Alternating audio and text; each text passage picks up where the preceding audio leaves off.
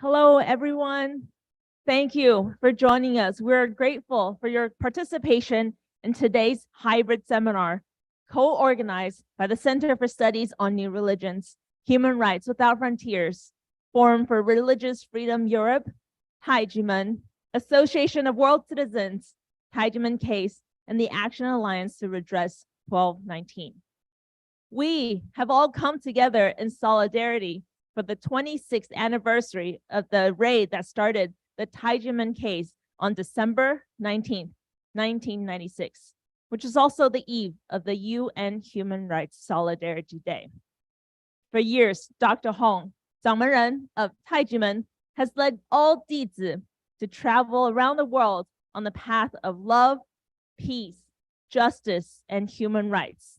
And with the efforts to seek justice on the Taijimen case, we hope for justice will prevail around the world for everyone, every human being. And for this effort, we are glad, as you can see on the screen, to be joined by international experts and scholars in solidarity with Taijimen.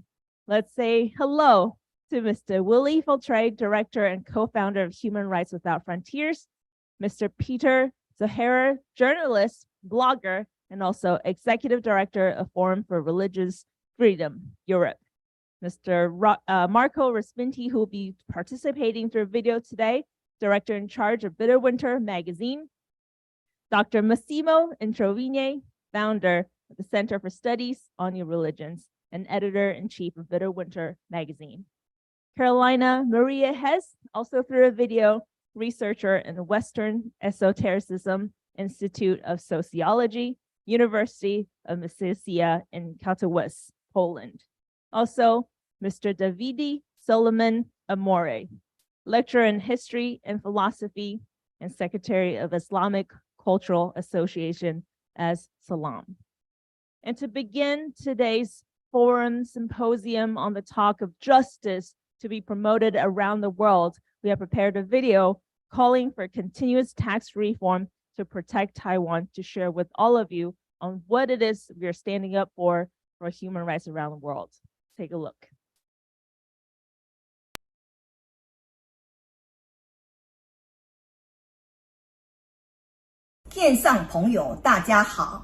Hello, everyone online.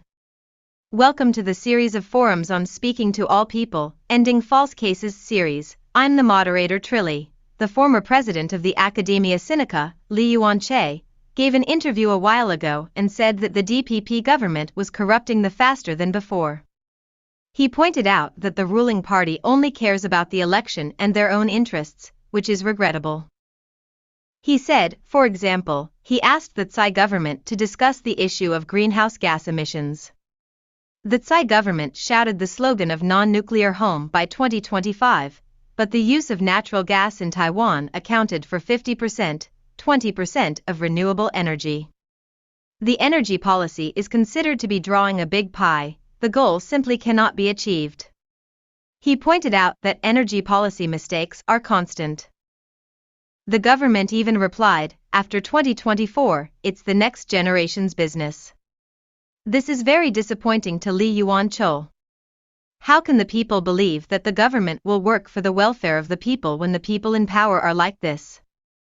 Likewise, in the absence of a sound tax system, the NTB arbitrarily issued tax bills to the people to pay taxes, so how many people suffering from tax disasters cry in the dark? Dr. L, a taxpayer suffering from tax disasters, said, the leader said he would be rewarded, but later he was left with nothing, and a righteous lawyer did a good deed, but was victimized by the NTB and became a taxpayer suffering from tax disasters. Let's listen to these two painful voices together. The National Tax Bureau suddenly sent me the unexpected tax bills in total more than $3.9 million. Because of the case, I could not sleep for consecutive 6 months. For several times, I even wanted to jump off from the building.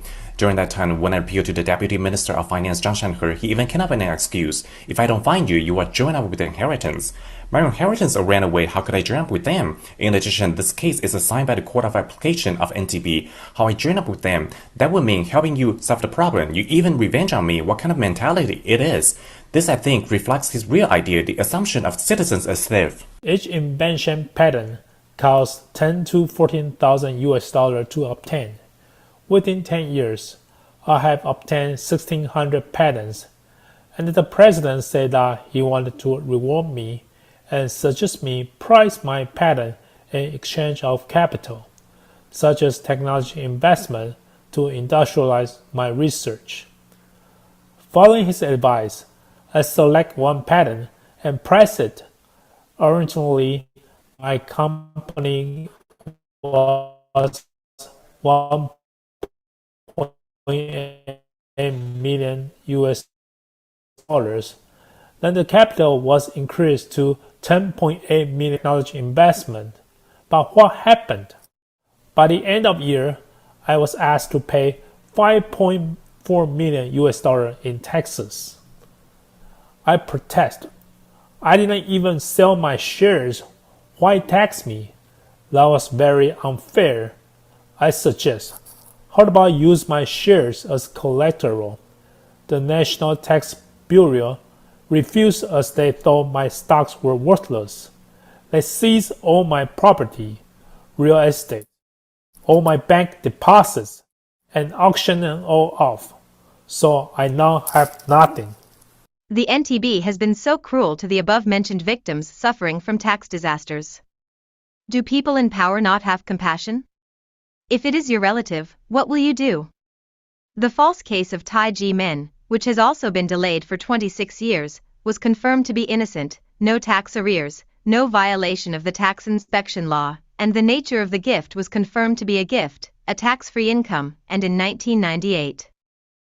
When the National Tax Bureau issued false tax bills and illegally levied the comprehensive tax and sales tax for the years 80 to 85, based only on the false indictment of the criminal case, without any investigation and without waiting for the verdict of the criminal case to confirm the facts. Please watch the following video to understand.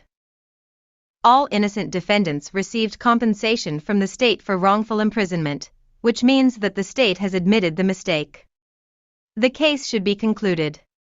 Since the tax case is due to the extension of the criminal case and the criminal case is concluded, why is there still a tax case? Since the establishment of Tai Ji-men Qigong Academy in 1966, there has been no tax problem, except for the 6 years from 80 to 85.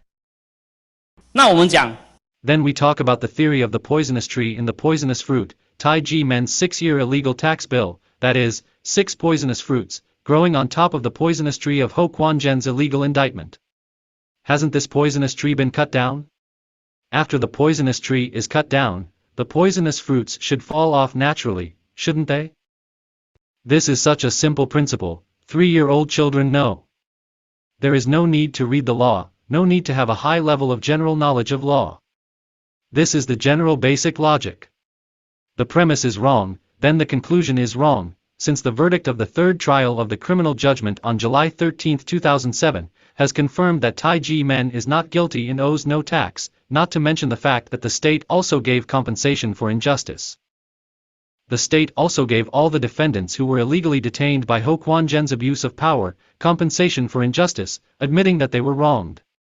The state gave compensation for injustice to restore their reputation and give them compensation. So how can these poisonous fruits of your tax bill issued by the illegal indictment continue to exist? Then you corrected tax bills for 5 of the years to 0, so why didn't you correct the year 1992's tax bill in the middle together? You also corrected tax bills for 1992 to 0, 1993, 1994, 1995, 1996 to 0, so why didn't you correct the year 1992's tax bill in the middle? You have a can of water, a bottle of water to pour out 6 cups, and then the front and back of the 4 cups are plain water, but you said the year 1992 alone, this 1 cup is vodka, with alcohol. How can there be such a thing? The same bottle of water poured out, this suddenly the middle glass will suddenly become vodka, so the tax on alcohol and tobacco, there is such a thing, oh? If you do this, then what are the other 5 glasses? Are you breaking the law to benefit the people? You revoke the correction to 0, are you a profit-making people?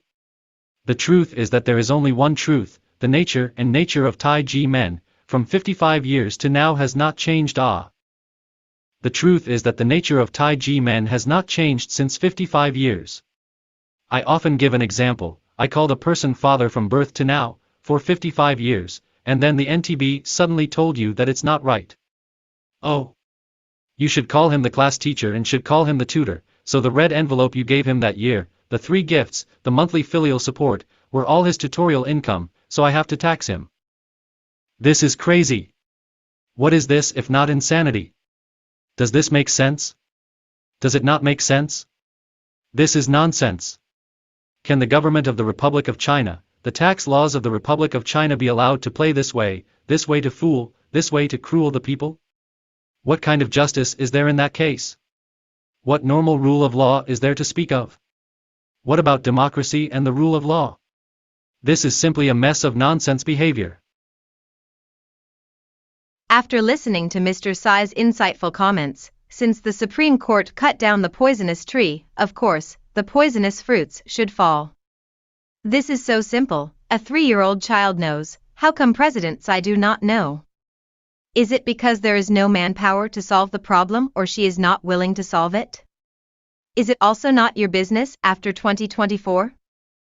Now the people are looking forward to President Tsai's original intention to implement the justice of transformation, restore the truth, restore the reputation of the victims, and pursue the criminal acts of the perpetrators to prevent the public power from infringing on human rights again. Therefore, the vindication of the fake Taiji men case is urgent. Finally, let's listen to the righteous voices of experts and scholars. Thank you for watching and see you again. Through the criminal investigation in the judicial system, it has been confirmed that the money involved is a gift rather than income, so there is no issue of income tax.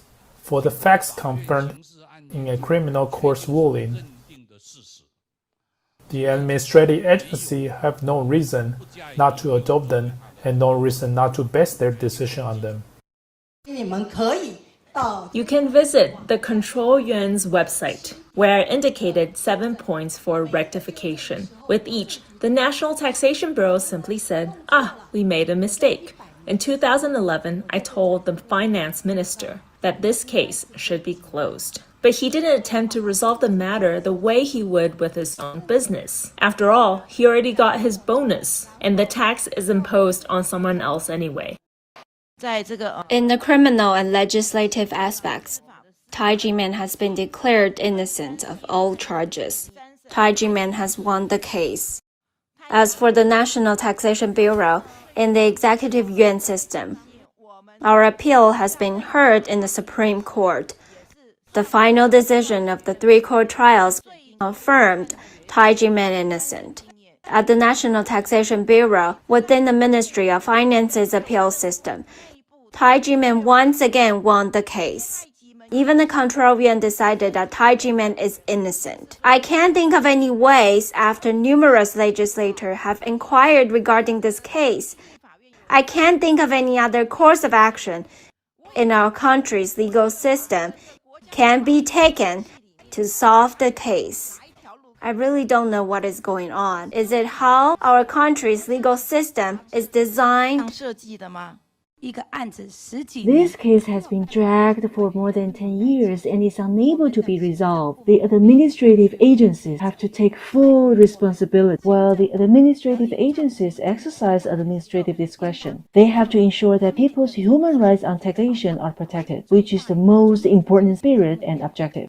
If the Taiji Man case cannot be resolved, taxation human rights do not exist. If so many people have appealed yet this grievance still cannot be rectified, then there's no human rights at all. We have talked about this case many times in the Finance Committee of the Legislative Yuan, and it is unbelievable. Although this is a case-belated justice, it should be closed soon. Today, many committee members have come here to care. So I hope to ask the Ministry of Finance to use this case so as not to cause social unrest because of a specific prosecutor or because of abuse of power by one person. I know this issue has wasted too much time and resource. This is very serious, and it has shaken the 5 branches of government and the foundation of the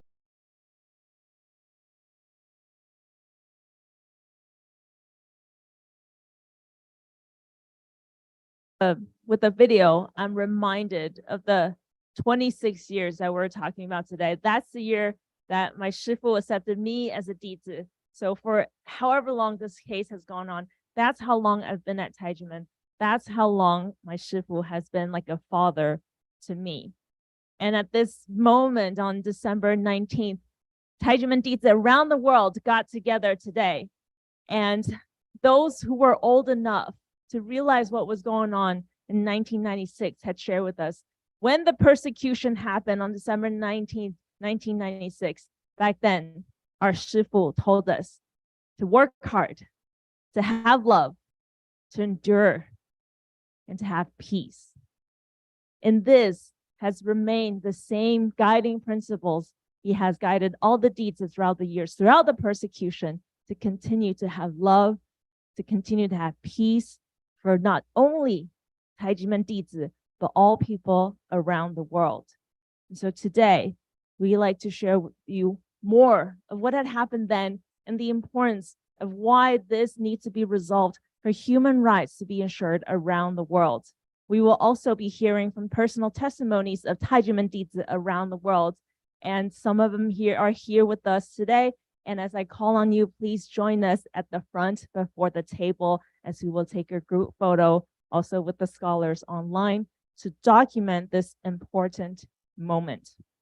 First, we have Ms. Ann Chan, California attorney who is online with us.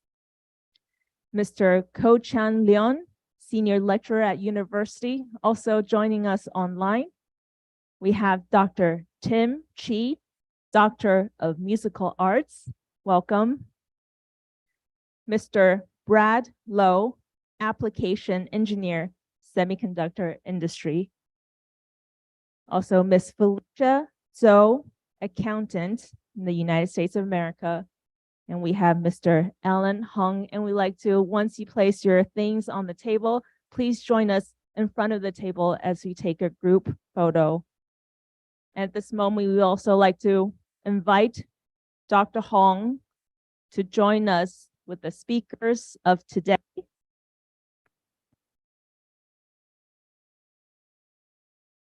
And we have Dr. Hong in the middle for a group photo of our speakers today.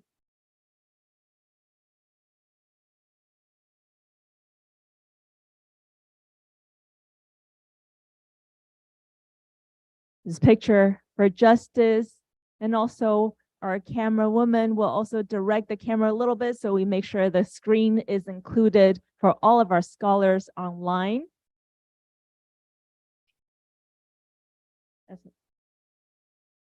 All right, thank you. And please join us on stage.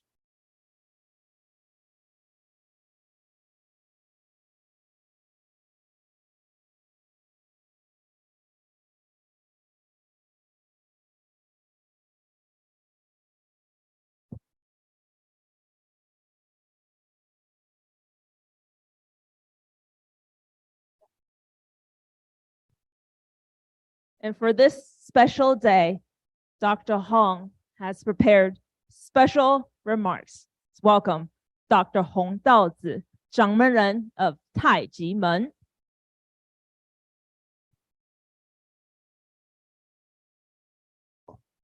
各位女士、各位先生，大家好。在2022年12月19日的今天，身为古老门派太极门掌门人、联合国 NGO 世界公民总会副主席，本人要宣告一个重要的继任制，禁止国家滥用司法与税法，迫害人权国际日。这个日子是为了纪念全世界因为政府滥用公权力，利用刑事或赋税为武器，致使其基本生存权与文化发展遭迫害的受害者。这个日子也是督促世界各国政府应落实世界人权宣言宗旨，维护人性尊严，禁止以公权力歧视个人或团体，保障基本与公平的赋税人权、宗教、信仰、言论自由与文化发展的权利。这个日子也是鼓励全球更多致力于捍卫人权的良心志士注意到此一现象，并为此发声。没有流血不代表不伤痛，来自公权力的折磨更胜刀剑。古今中外的历史长河中，不乏因宗教、信仰、文化发展、言论与赋税受到人权破坏的因件。在21世纪的现代社会，依然重蹈覆辙，不断在发生，在持续。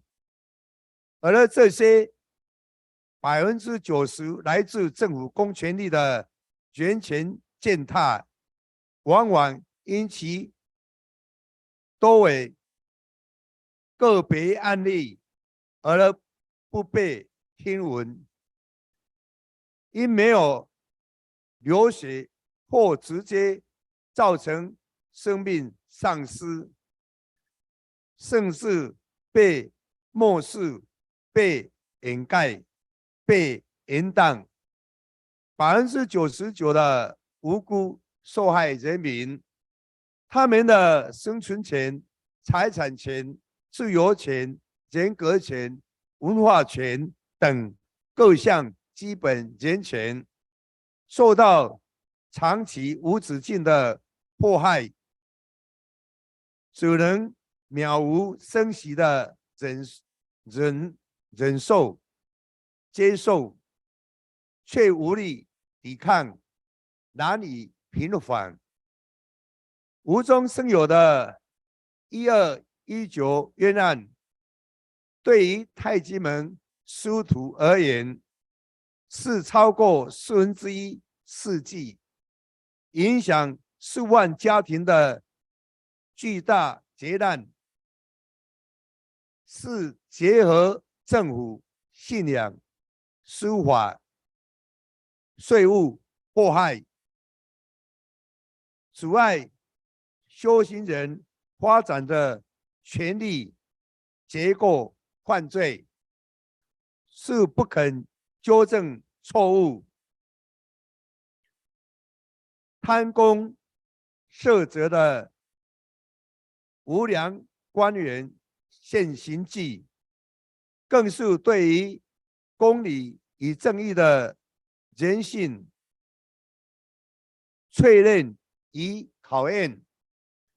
1219冤案是世界不同角落中以代表公权力的司法与赋税，对宗教、信仰、文化发展、言论自由、人性尊严、赋税人权进行实质藐视与迫害的缩影。感谢世界各地秉持良心，为受到各种形式迫害的受害者持续发生的斗士们，你们不为权势，不辞劳苦，愿意长期支持弱势人民抵抗强大的公权力而奋斗不懈。这份坚持真相与真理的道德勇气与行动，是生而为人的光辉，更是创造永恒生命的价值。遵从良心的指引，平缓洗冤，只在一念之上。宣告禁止国家滥用司法与税法破坏人权国际日。更积极的目的在于现在式的平缓，以及未来式的预防。真相不难彻查，平缓洗冤的关键在于当权者的心中一念，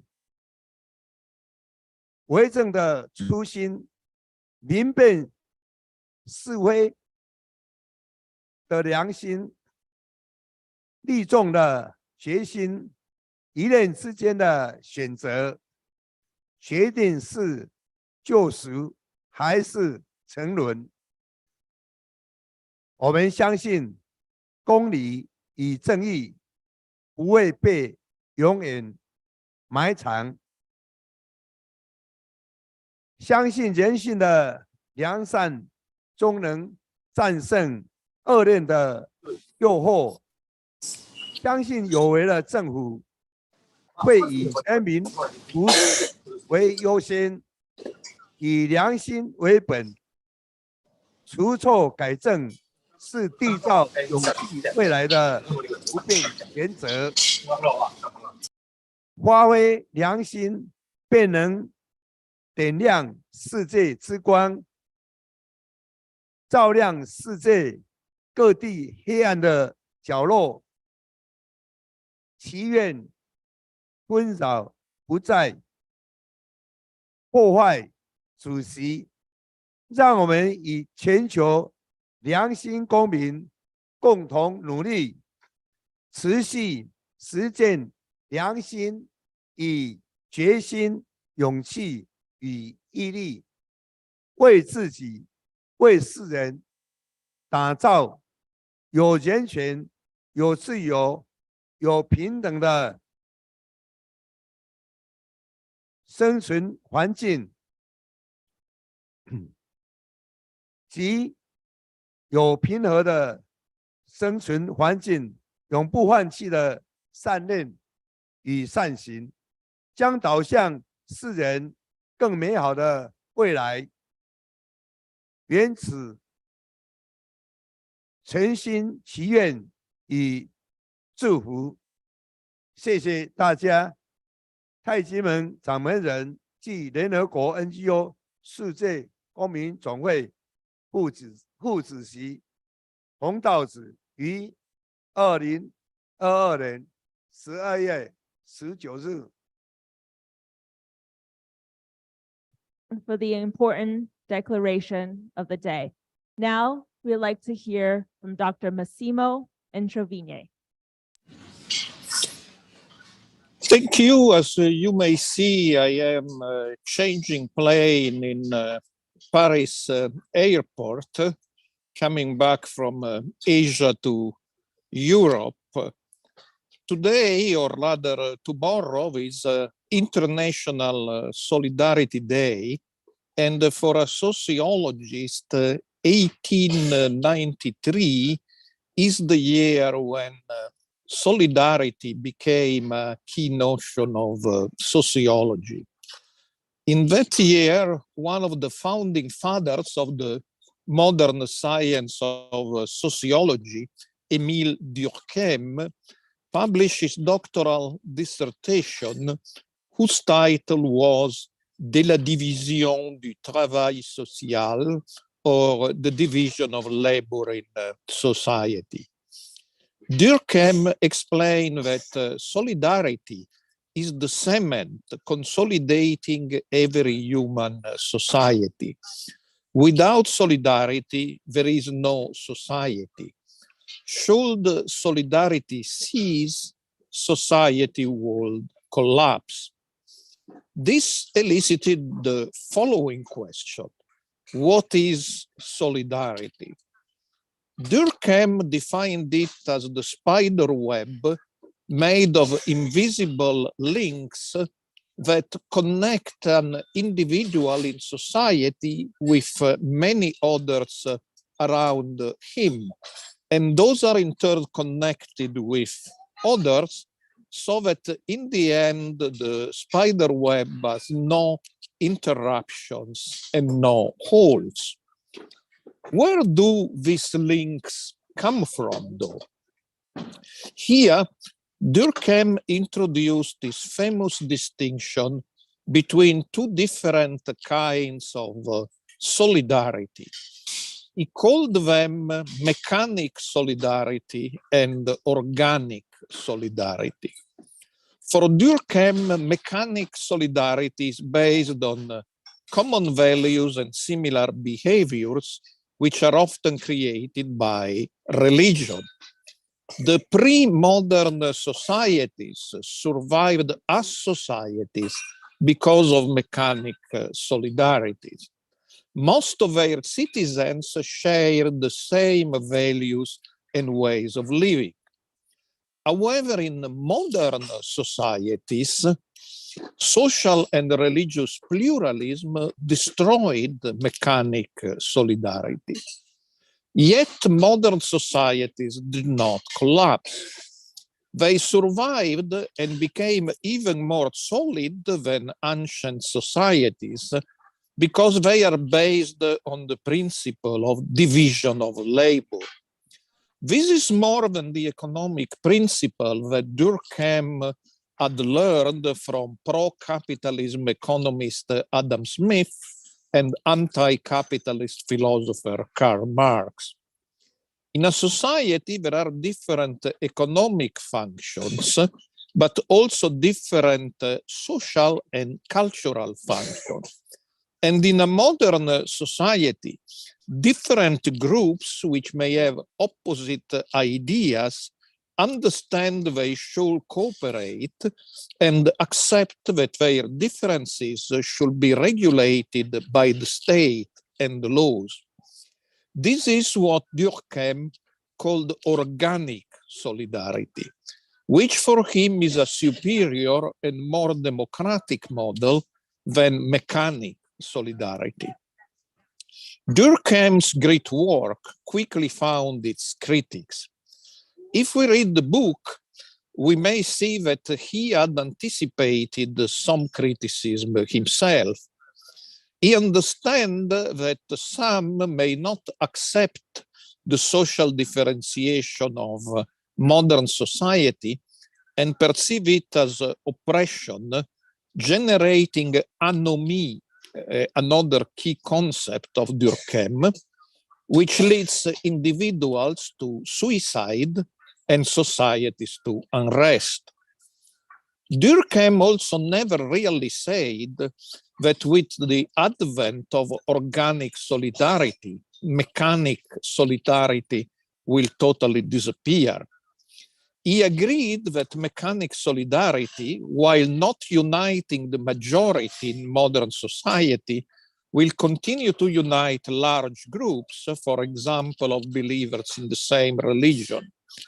And he also hoped that public education can create new shared national narratives and values and new forms of mechanic solidarity, which will balance the problematic features of organic solidarity and reduce the anomie.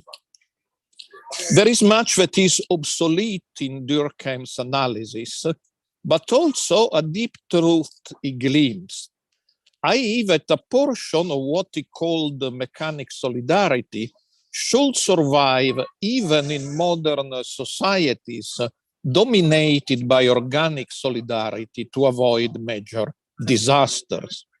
This means that for all their differences, societies that have lost the pre-modern coherence and are highly pluralistic should find some common narratives and values if they want to survive. I salute Dr. Hong Tao-tzu and salute his main intuition that the common value that creates solidarity in a highly pluralistic world and in pluralistic societies is conscience. We may have different religions and political ideas, but as human beings, we all share the inner compass of conscience. Conscience does not only lead us to behave as good citizens of our countries and good world citizens, it also fuels our sense of justice and inclines us to expose corruption, which is a plague in modern societies where corrupt bureaucrats have learned how to use or misuse the division of labor to their own personal advantage. Dr. Hong's teachings about conscience and against corruption have always been popular with many, but have also been perceived as a threat by corrupt bureaucrats and authoritarian politicians. Beyond the contingent political circumstances of 1996, this is why on that year, on December 19, the persecution of Taiji men started. After 26 years, the Taiji men case has not been solved. We have repeated for several years that it is not purely a legal case or a tax case. It is a case of freedom of religion or belief. But perhaps on this 26th anniversary, the time has come to say that it is not even a case of religious liberty only. It is a case of conscience, not according to the common English meaning of this expression, case of conscience, indicating a moral dilemma that is difficult to solve. The Taiji men case is a case of conscience in the literal sense of the words.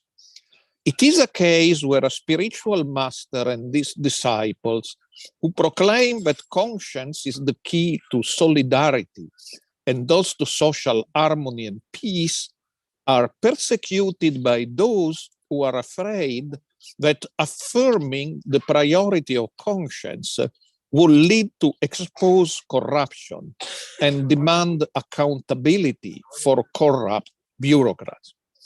In Taiwan, thus, proclaiming human solidarity cannot be separated from a call to solve the Taiji men case. This is the message of the anniversary of the events of December 19, 1996, and is also the message of the Human Solidarity Day. With this, I salute again Dr. Hong and congratulate him for his proposal of an international day against judicial and tax persecution by state power. I fully support this proposal and suggest that all of us endorse it. And I excuse myself if I'm just commuting plane and I have a plan to catch. I will follow as I could on YouTube, and I wish you a great prosecution of this worthy event. Thank you very much. Thank you, Dr. Nchobinye, and we wish you safe travels. Thank you for taking time to be here with us in solidarity. And now we'd like to hand this over to Mr. Peter Zahara to continue our symposium today. Yes, thank you. Just a moment.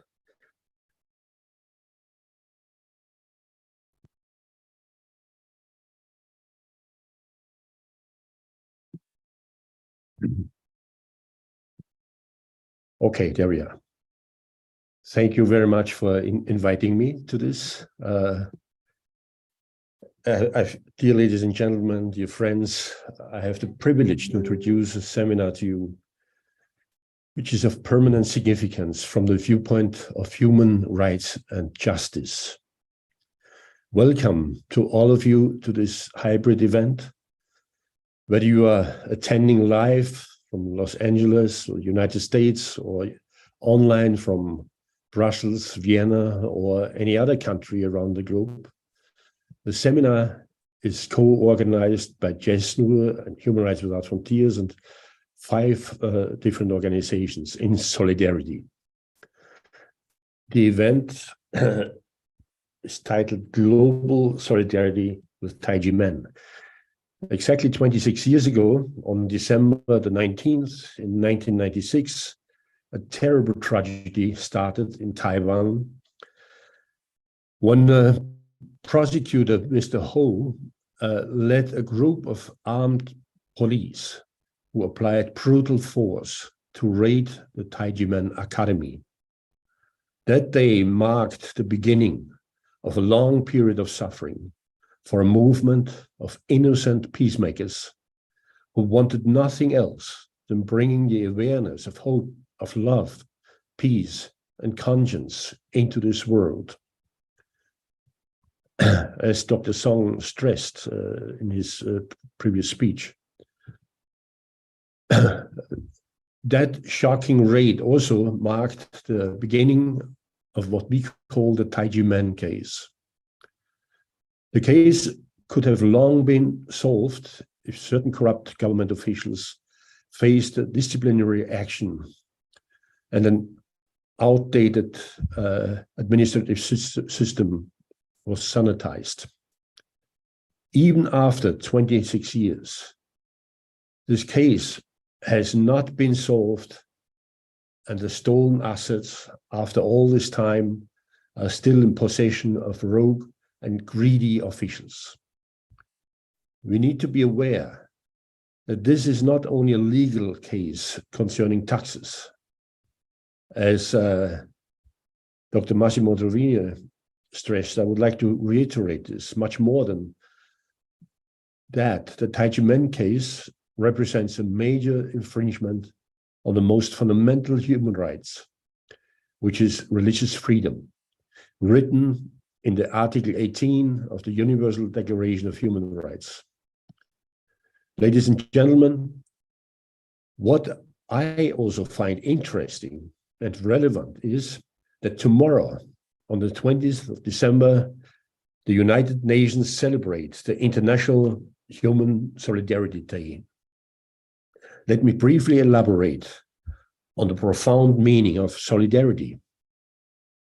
The definition of solidarity is unity or agreement of feeling or action, especially among individuals with a common interest, mutual support within a group.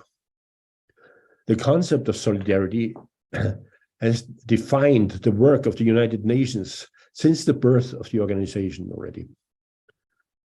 The creation of the United Nations drew the peoples and nations of the world together to promote peace, human rights, and social and economic development. Solidarity is identified in the Millennium Declaration, or also called the MDGs, as one of the fundamental values of international relations in the 21st century, wherein those who either suffer or benefit least deserve help from those who benefit most. Consequently, in the context of globalization and the challenge of growing inequality, the strengthening of international solidarity is indispensable. Therefore, the United Nations General Assembly is convinced that the promotion of the culture of solidarity and the spirit of sharing is important for combating poverty, proclaimed 20th of December as International Human Solidarity Day. That was the reason for this proclamation. Now, solidarity is the opposite of what tyrants do. The Roman Empire expanded by pursuing the motto, divide and conquer. Tyrants, fascists, and dictators can control peoples and nations through this dialectical tactic only for a certain time, as history shows. Even in the 20th century, this tactic has been disproven numerous times. Hitler, Mussolini, and the leaders of the Soviet Empire have tried to divide, conquer, and control people as the Romans did. But they all suffered a similar fate. Their empires crushed because they have learned nothing from history. The same will happen to current despots who control people by mind control and by suppressing the conscience of millions. One doesn't need to be a prophet to predict the fall of those empires. History is our best teacher. Solidarity and harmonious give and take, based on a common purpose, always brings prosperity. Surely, you have heard of the Polish democracy movement with the name of Solidarity or Solidarność. Have you? Founded in 1980, it started as an independent trade union movement in Poland, which developed into a mass campaign for political change and inspired popular opposition to communist regimes across Eastern Europe. Under the leadership of Lech Wałęsa, it was banned in 1981 following the imposition of martial law. Legalized again in 1989, it won a majority in the election of that year. The victory of Solidarity marked the beginning of the end of the tyrannical Soviet Empire.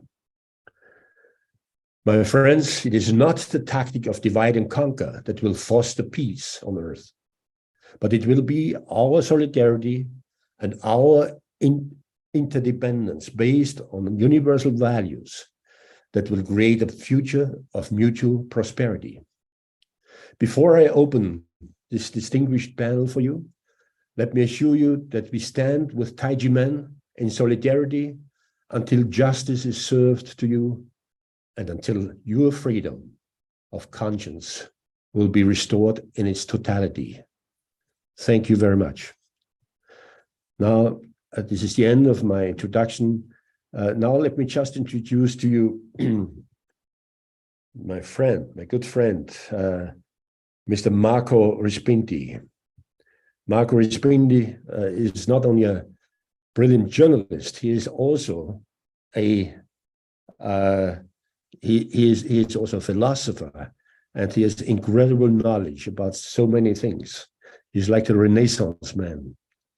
And he is the director in charge of Bitter Winter, of the Bitter Winter magazine, which is one of the most excellent and powerful religious freedom online magazines in the world. Welcome, Marco Respinti, on video.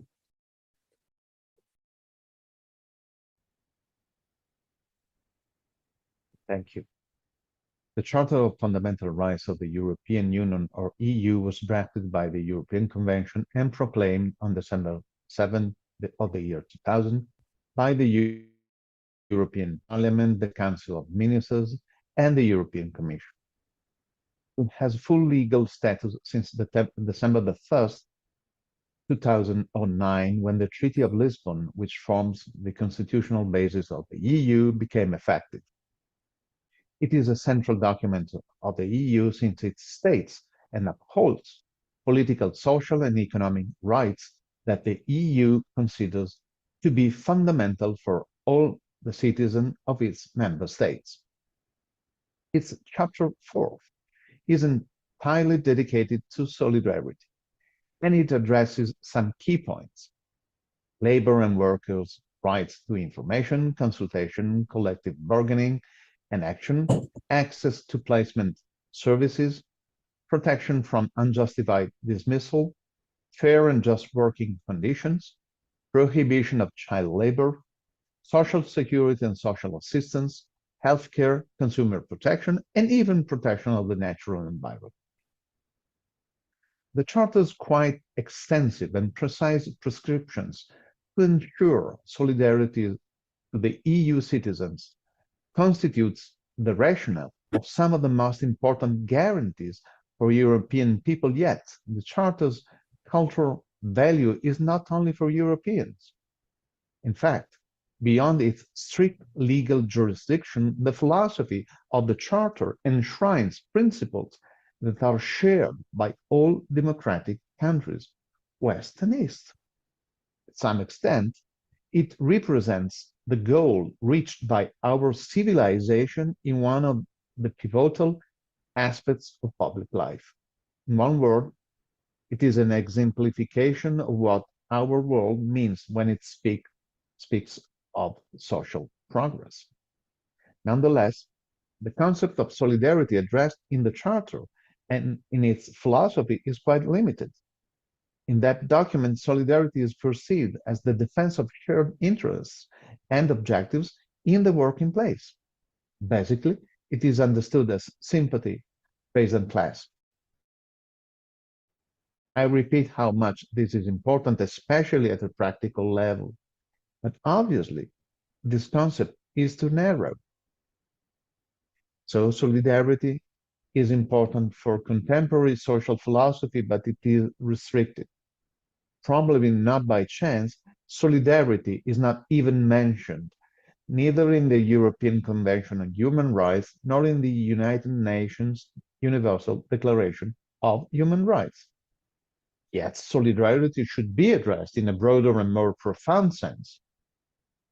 Solidarity is not just a commonality of practical aims or a sharing of material interests.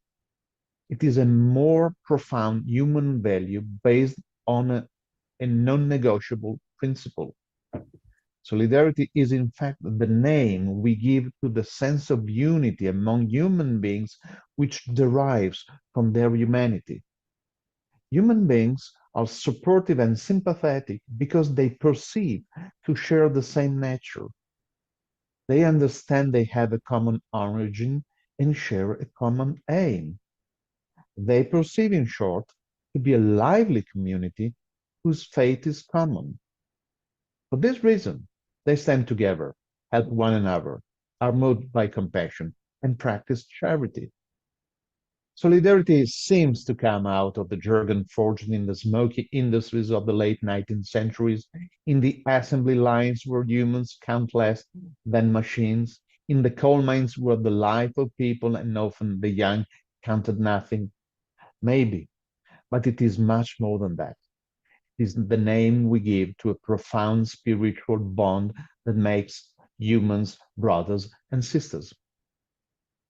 Solidarity goes, in fact, far beyond Karl Marx's class consciousness because it is not a class concept. True solidarity crosses among classes and sectorial interests to unite different people into a broader sense of community. Here, people are united not by their own horizontal interests, but their legitimate interests unite them in a common effort to build a humane society. Nor envy nor greed guide them, but the sense of duty and liberality. From different walks of life, true solidarity brings human beings together instead of organizing them in resentful flames. Now, one element in the Chapter 4 of the Charter of Fundamental Rights of the European Union seems to go in the direction of a broader and indeed deeper understanding of solidarity. It is Article 33 on family and professional life. Article 33 consists of two sections. Section 2 states that, quote, to reconcile family and professional life, everyone shall have the right to protection from dismissal for a reason connected with maternity and the right to paid maternity leave and to parental leave following the birth or adoption of a child. End of quote. It still somewhat insists on solidarity as a protection on the working place, but it is its foundation in Section 1, the most important aspect of this part of the EU Charter. Quote, Section 1, the family shall enjoy legal, economic, and social protection. End of quote of Section 1. This Section 1 of the EU Charter proclaims that the family deserves specific protection because it welcomes the spirit and letter of Article 16, Section 3 of the Universal Declaration of Human Rights. Quote, the family is the natural and fundamental group unit of society and is entitled to protection by society and by the state. End of quote. This is of crucial importance since the family is the cradle of solidarity and the school where people learn solidarity. Family is the opposite of a workers' union based on class interest. It is not parents against children or young against adults. In a family, all members are individuals, yet they are one. They all contribute to a better place for themselves, and healthy families contribute to the general social welfare. They have a commonality of intent to which they contribute each according to its measure, talent, age, role, the aim being the common good. In a family, members even learn one from the other. Of course, children from parents, but also parents from children, because no one is born knowing how to be a good parent. We all learn it while doing it. We also often say that the family is the model of society. It is so because humanity is a great family. The human family is a wonderful expression, and Article 1 of the Universal Declaration of Human Rights uses precisely this language, where it says that, quotes, the inherent dignity and of the equal and inalienable rights of all members of the human family is the foundation of freedom, justice, and peace in the world. End of quote. Now, peace in the world is the goal of Taijimen, and Taijimen can be regarded as a family. One big family within the grand human family, made in its turn of many families.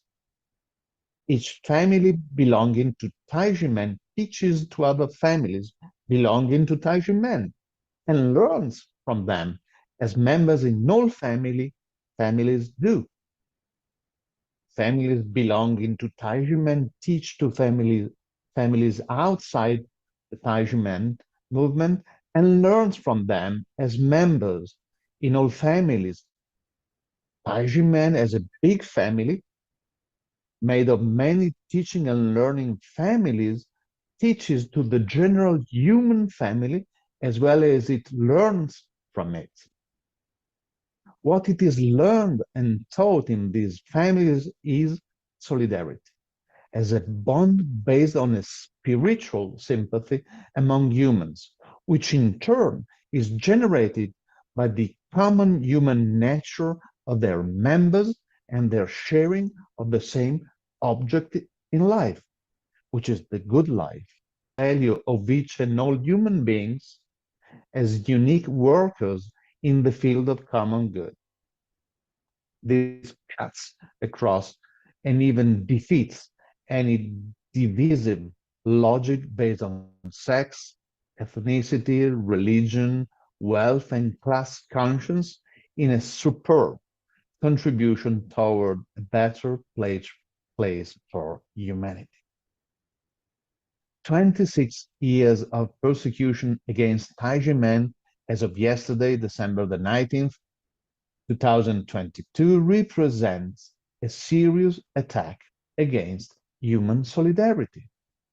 more than a quarter of a century of harassment against Taiji men has neglected the world, this school of solidarity where people learn to be less selfish. The school where each and every one learn and teach that human beings are voyagers on a boat, sailing on perilous waters, but never lost, because they help each other staying afloat. They collaborate in navigating. They take mutual advice on the best route. They fall together to immediately rise up again through the hand of a brother and a sister. Solidarity is what has given and gives Taijimen Shifu or Grandmaster and Dizi or disciples the strength to endure in the dark night of unjust persecution. Solidarity is the mild answer that Taijimen has given and gives to the arrogance of arbitrary power. Solidarity is the lesson taught by two Taijimen by these hard circumstances. Solidarity is what we can all preciously learn from Taijimen, a brotherhood of fellow human beings called to be normal daily heroes in our normal daily lives.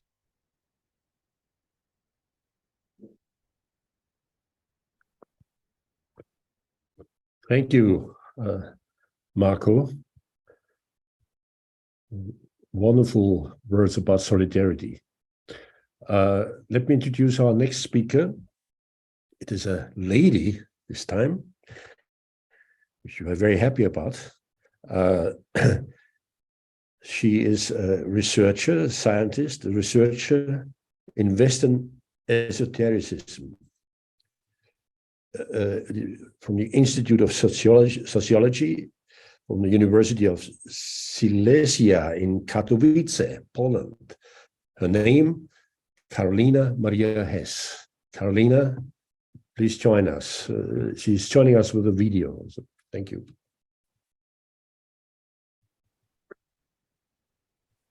In today's world, the level of awareness regarding the diversity of religions and spiritualities is probably at an all-time high.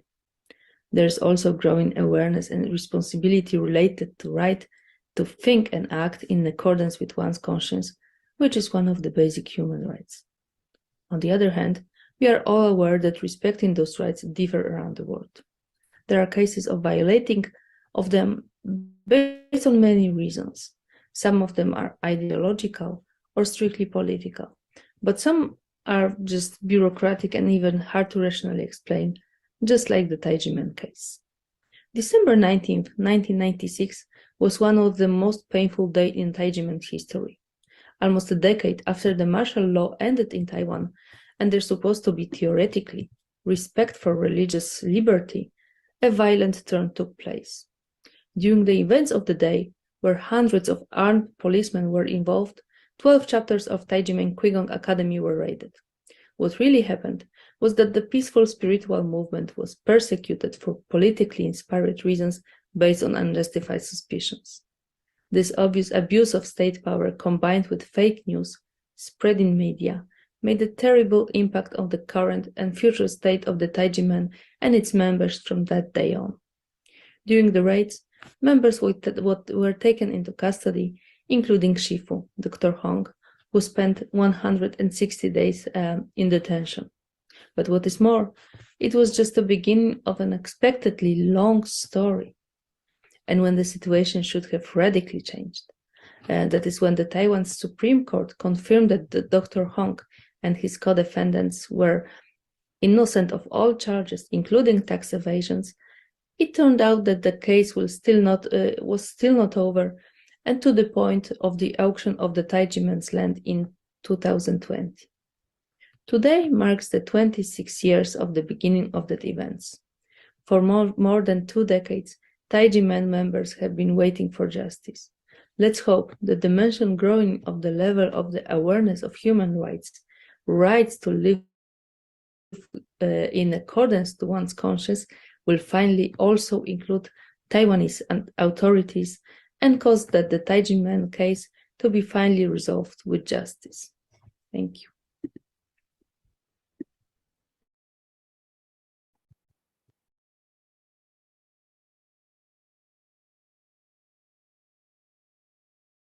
Okay.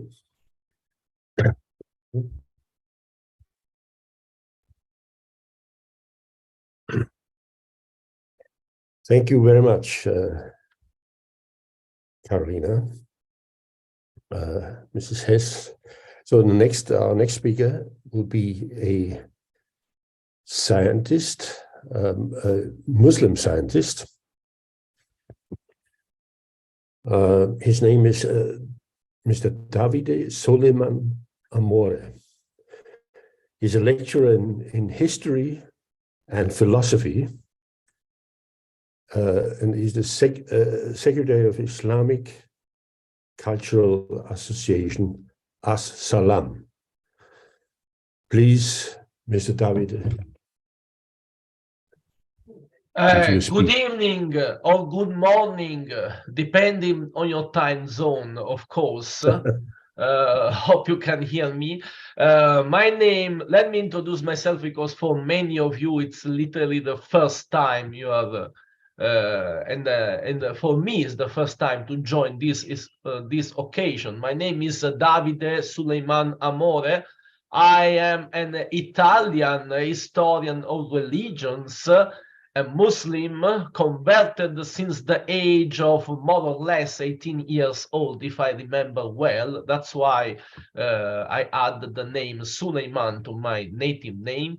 Member of the Italian Association of History of Religion, SISR, and secretary of As-Salam Islamic Cultural Association, whose principal activities to coordinate our local mosque program, where sometimes I happen to cover the role of imam.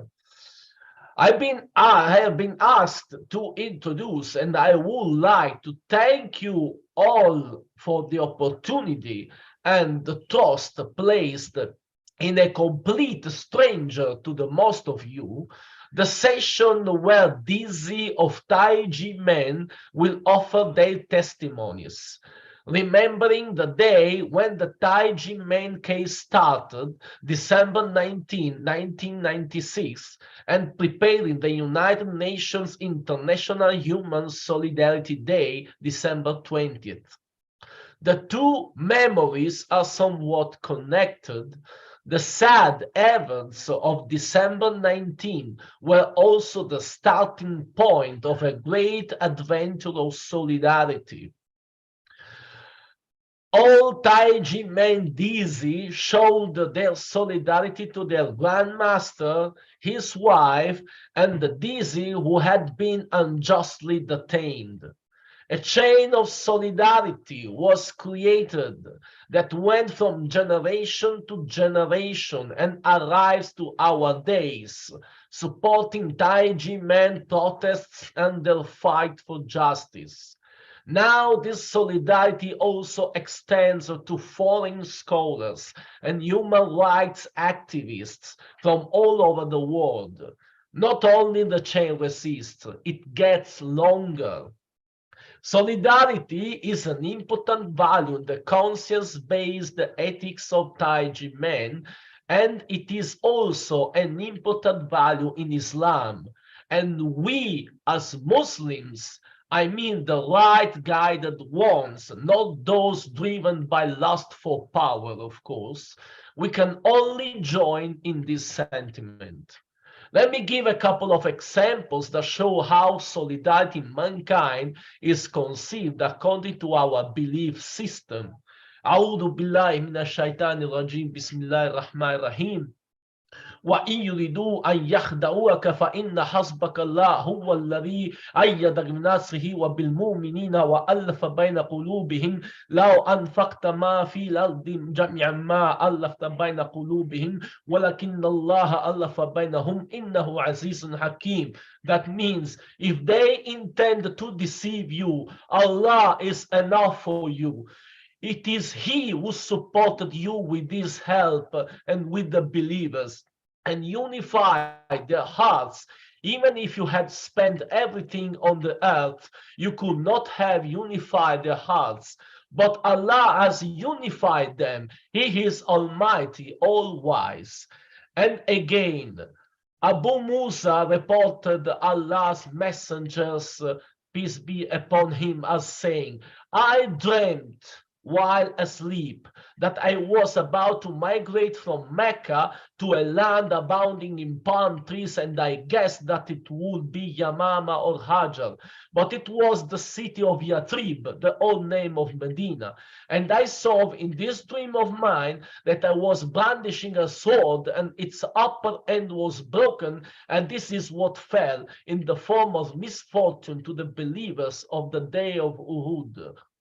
I brandished the sword for the second time, and it became all right. And this is what came to be true when Allah granted us victory and solidarity of the believers.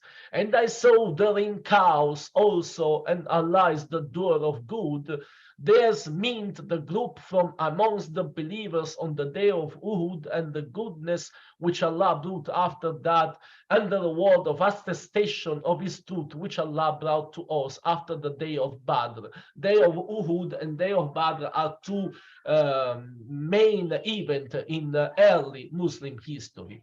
I hope these two examples are sufficient to show how solidarity is conceived according to Islamic doctrine. In other words, that solidarity is seen as a feeling that is instilled in human beings almost from above when they witness the misadventures of a fellow human being. This means that not everyone feels this feeling naturally, as indeed today's chronicles show us, unfortunately. But rather, the more one is spiritually and intellectually elevated, the more solidarity takes root easily in one's heart. After all, what I have just stated is demonstrated by our meeting itself, which bears witness to the fact that, beyond the respective apparent differences given by the religious, philosophical, and doctrinal affiliations of each of those present, the common, I presume, degree of spiritual and philosophical elevation means that we are all united as one in advancing this cause. So, in presenting the testimony of the dizzy, I compliment them as witnesses of solidarity and hope we can all share and work together within the great framework of the human value of solidarity. Thank you, Xian Xian. Thank you, Mr. More. Thank you for giving us the Islamic perspective on solidarity. Very interesting. So we were asked now to make a group photo, right, Fabienne? Who is organizing this? Yes, thank you, Mrs. O'Hare. We'd like to welcome Dr. Hong and the speakers to join us once again in front of the table and also in front of the screen as the second one, especially to take a group photo with our experts and scholars online. So welcome, Dr. Hong and our Taijimen Dizi. Please join us in front of the table.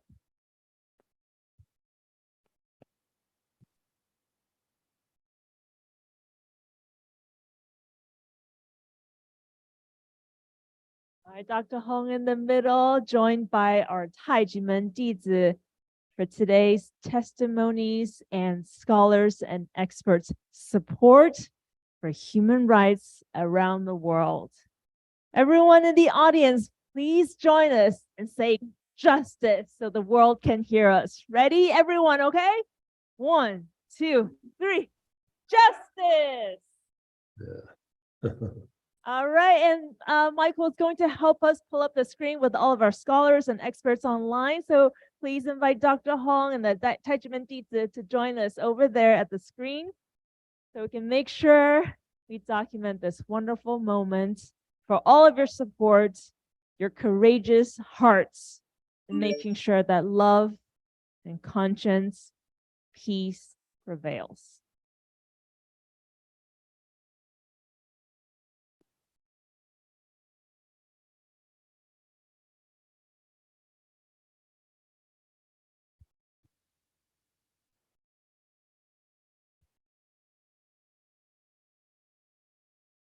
All right, once again, thank you for our scholars. This one's for you, all of our love and peace. 1, 2, 3, let's say love and peace, our wish for you. 1, 2, 3. Love and peace. With justice, we can make sure there's love and peace around the world. All of our best wishes and love to our international experts and scholars. Thank you for joining us. And now we'd like to invite Dr. Hong to return to the seats and welcome once again for the Taijimen Dizi to join us at your seats. And Mr. Oh, yes. Oh, one more? Oh, we were blocking the screen a little bit. One more.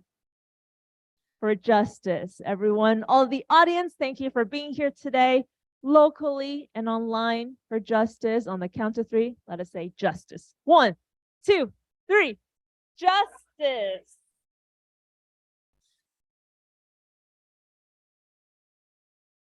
On the camera, yes, for justice. 1, 2, 3. Justice. All right. Thank you. Thank you, Dr. Hong, and thank you to the Dizi. Thank you. A big thank you to our online scholars and experts. And Mr. Zohara, I'll hand it back to you. Yes, as we continue for the symposium.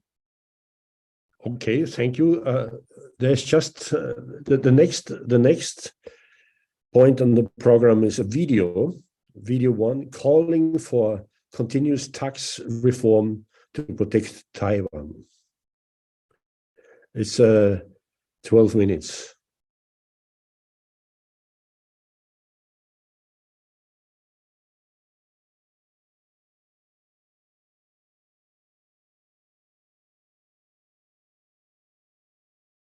Can you hear me okay? The video was we saw earlier, so I think we can continue for speakers and testimonies. Okay, so this Yes. is now, I would like to invite Mr. Willy Fortre now. That's his turn, right, Willy? Do I need to introduce you, Willy? No, I don't think so. Everybody knows Willy. Director of Human Rights Without Frontiers, powerful human rights organization, disseminating information about human rights violations to the European Parliament and many other organizations. Very, very powerful. Let's welcome Mr. Willy Fortre.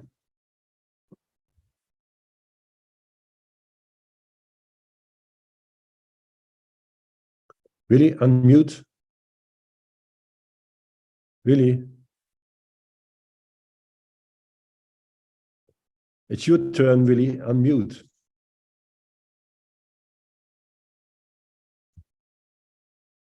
We can't hear you. Yeah. Okay. No, I'm presenting. I'm wrapping up just at the end. Not now. So it's not now that I'm speaking. It is at the end. Perhaps Okay. Mr. Zahir, the Taijimen Dizi's ceremonies, testimonies, they're ready. Maybe we can do that part first. Yeah. Sorry, I don't understand what you want. The Taijimen testimonies. Yes, yes, sir. And we have Miss Ann Chen ready for her testimony. She is joining us online. Maybe we can invite her first, and then we have all the Taijimen Dizi for their testimonies ready to go as well. So first, let's welcome Miss Ann Chen, California attorney. Hi, everyone. My name is Ann. Before I share, I would like to ask everyone, what do you think is the most important thing in your life? What is the goal you most want to pursue? I believe that people of different ages will have different answers. I'm 33 years old and I'm a dual licensed attorney both in Taiwan and California. People might think I'm satisfied with my life because I have many titles and achievements that are pursued by many people. But for me, I know that my accomplishments can be credited to my parents. They raised me in a good environment by taking me to Taijimen. I've been practicing Qigong and learning the wisdom of life from Shifu since I was 7 years old. I have achieved physical, mental, and spiritual health and balance. I'm also very thankful to Shifu for guiding me to enhance the value of my life. I'm honored to have had the opportunities to follow Shifu and travel all over the world, promoting love and peace through music, martial arts, and dances. Shifu teaches us love and conscience, which are the keys to a peaceful mind, peaceful family, peaceful society, and peaceful world. I attended the International Religious Freedom Earth Summit in Washington, D.C. in June of this year, which brought together religious, political, and academy leaders from around the world, as well as religious groups or individuals concerned about religious freedom and persecution. The Earth Summit was attended by approximately 1,000 people. Both co-chairs rang the bell of world peace and love during the meeting. Dr. Katrina Lentos-Witt, president of Lentos Foundation for Human Rights and Justice, rang the bell and stated, quote, "I pray daily for peace, but also for justice, because without justice and freedom, especially freedom of religion and belief, there cannot be any peace," end of quote. She also expressed her gratitude to Taijimen, saying, quote, "I'm grateful for the spirit of this wonderful community," end of quote. However, Taijimen, a group that has won accolades from the international community, has been subject to long-standing tax violation of human rights and persecution of freedom of religion in Taiwan. The tradition of Shifu-Dizi relationship has been preserved from generation to generation at Taijimen for thousands of years. The Taxation Bureau distort the nature of and the fact about this tradition and undermine it with unlawful tax bills. By doing so, the Taxation Bureau has tarnished Taiwan's image by making Taiwan a country that destroys traditional culture. In 2009, Taiwan passed the implementing laws of the International Covenants of Civil and Political Rights and the International Covenants on Economy, Social, and Cultural Rights.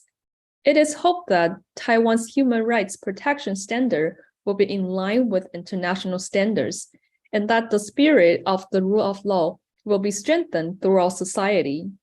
However, the Taijimen case in Taiwan is an example of how the government used state powers such as judicial and taxation system to violate the people's inherent and inalienable rights to freedom of belief and expressions.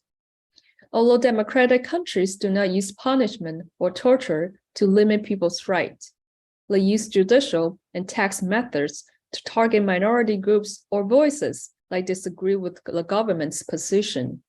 This is a cover for an illegal act while pretending to be a legal method.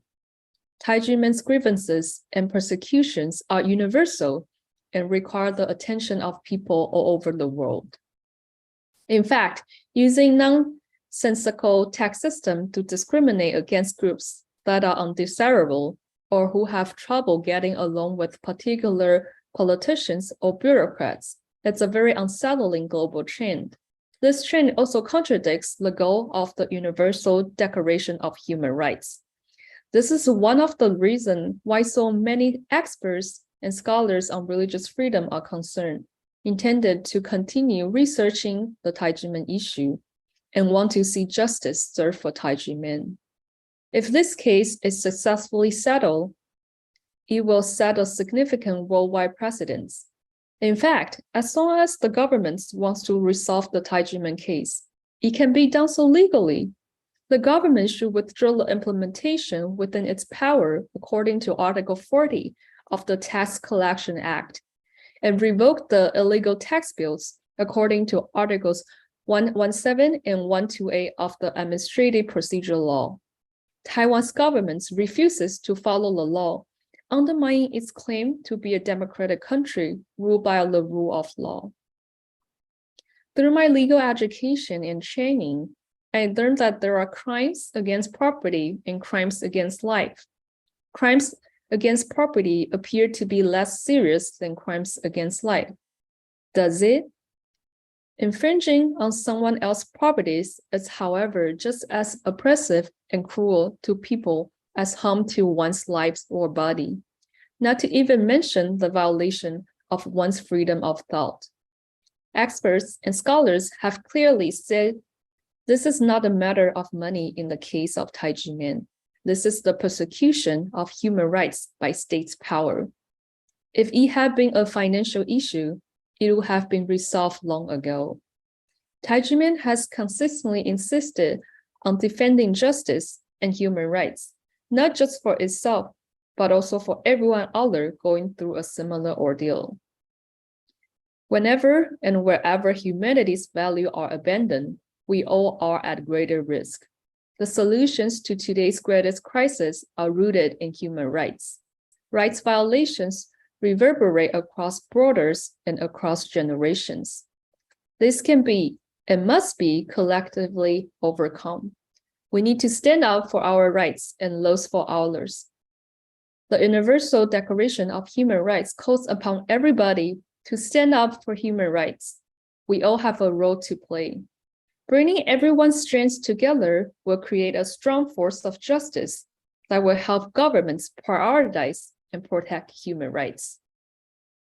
It has been 27 years since the Taijimen case occurred, and the ordeal of more than a quarter century has yet to end. Countless lives have been lost in the pursuit of truth and justice.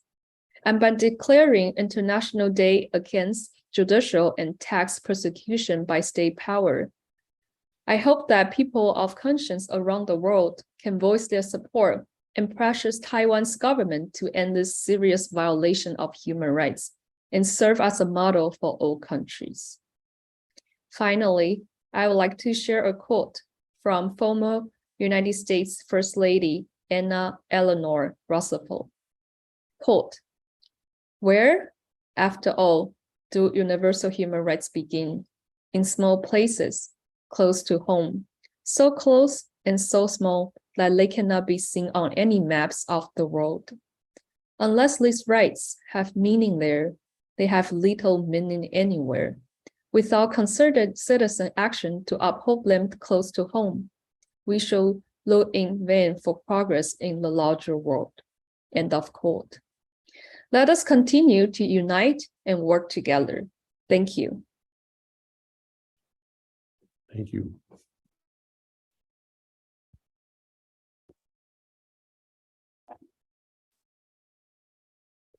Thank you, Anne, for the sharing. And yes, in the small places, we can work on human rights together, build a bigger congregation of positive energy moving forward.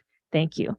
Next, we'd like to welcome Mr. Ko Chang Leung, Senior Lecturer at University.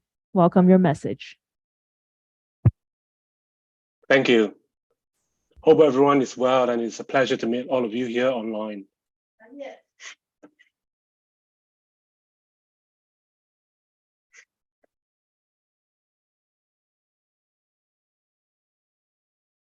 Thank you. Hope everyone is well, and it is a pleasure to meet all of you here online. It is also an honor to join the experts and audiences here in the forum today. I'm Kok Chen Leong, a senior university lecturer based in London, the United Kingdom.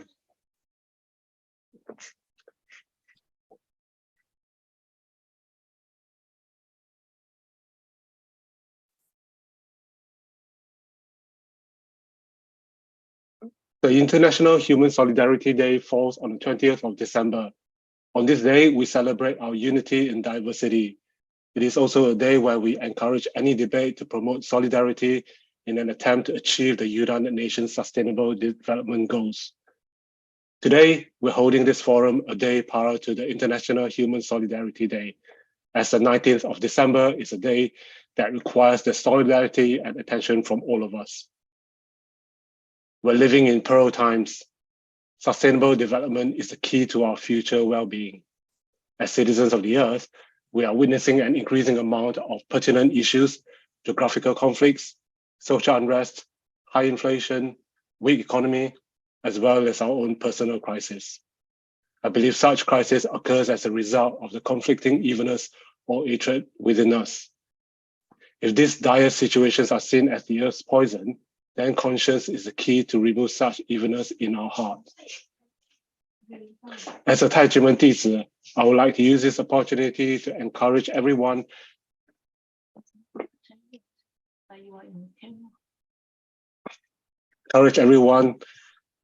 to reflect upon your actions. We need to protect the Earth's resources or for future generations. I strongly believe that peace originates from harmony between man and nature. We need to learn to live cohesively with nature for our own survival. Cohesion is as important as solidarity. Solidarity is identified as one of the key fundamental values in global relationships today. In the United Nations Millennium Declaration, the concept of solidarity has defined the work of the United Nations since its inception.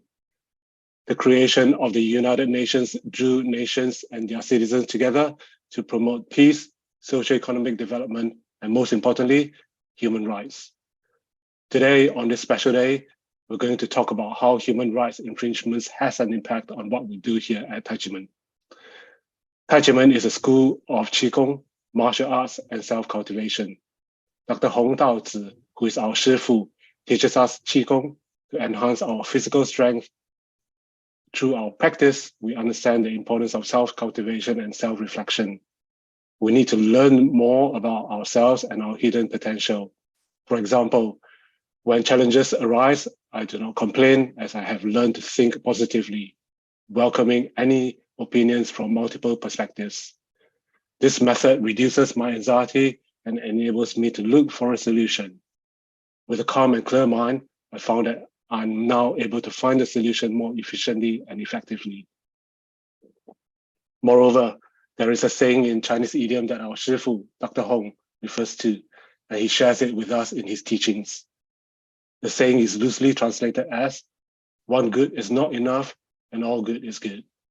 As our Shifu and leader, Dr. Hong has been spreading the messages of love, peace, and conscience, which are the key elements for human solidarity.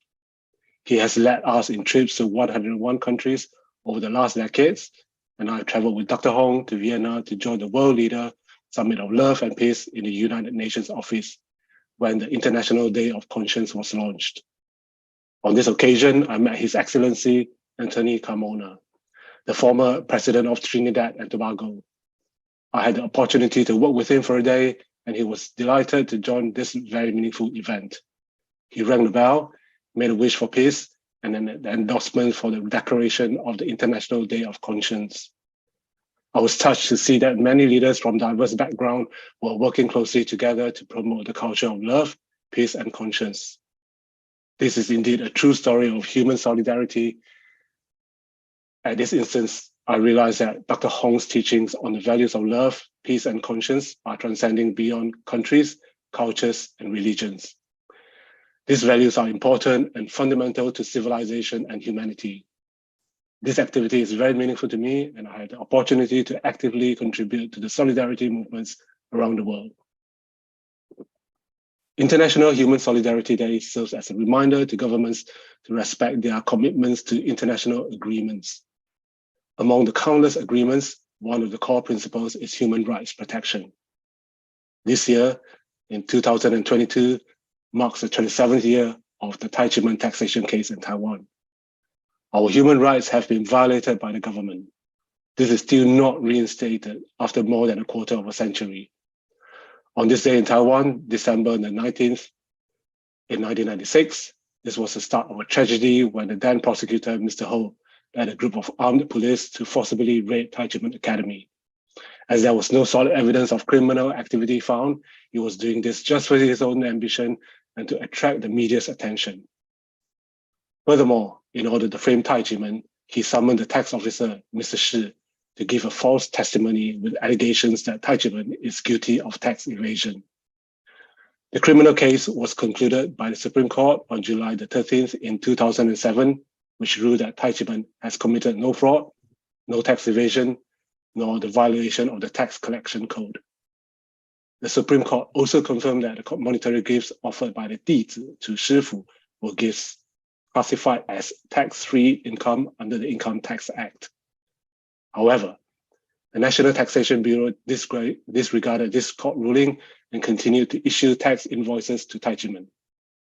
In 2020, the National Taxation Bureau colluded with the Administrative Enforcement Agency to auction off the land that belonged to Taijimen, which was originally intended for setting up a cultivation center. This land was later confiscated by the government. In the year 2002 and 2009, respectively, the Control Yuan in Taiwan conducted 2 separate investigations and found that Prosecutor Ho and the National Taxation Bureau violated the due process and the rule of law.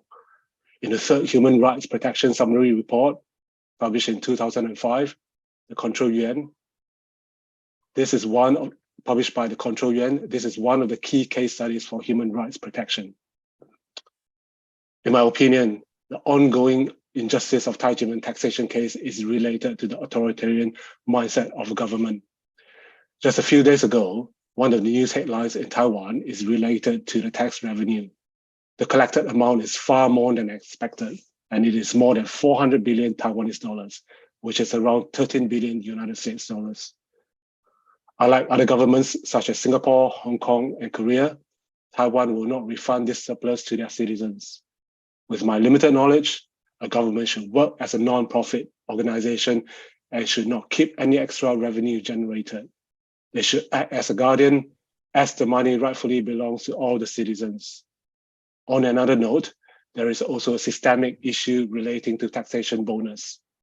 Once the tax officer issues a tax invoice, the taxpayer has to go through an administrative redress process if they do not agree with the tax officer. The taxpayer is also obliged to provide any burden of proof. He or she would have to pay 1/3 of the alleged amount or provide the equivalent collateral so as to remain in the redress process. This is probably one of the main reasons behind the excessive taxation and the high number of tax victims that we see today.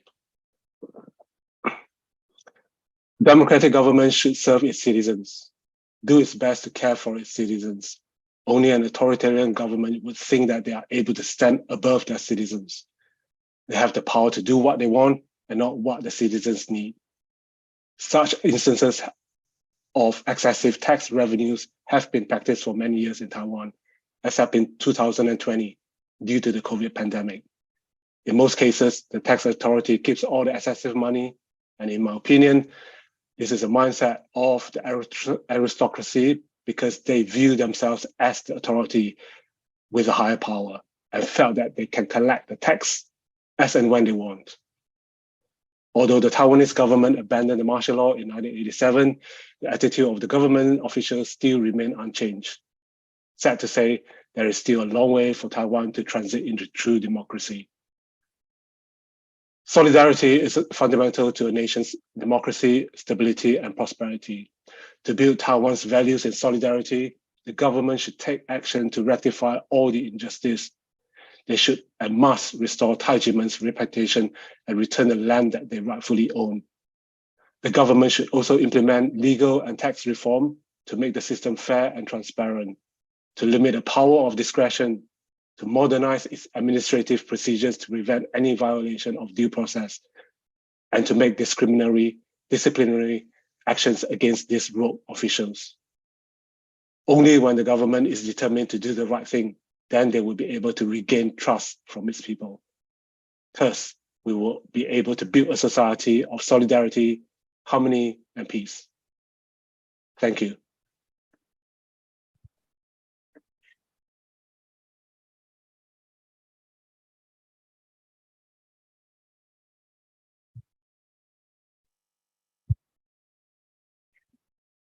Sorry, it's working. Yeah, perfect. Thank you. Thank you, Mr. Liang.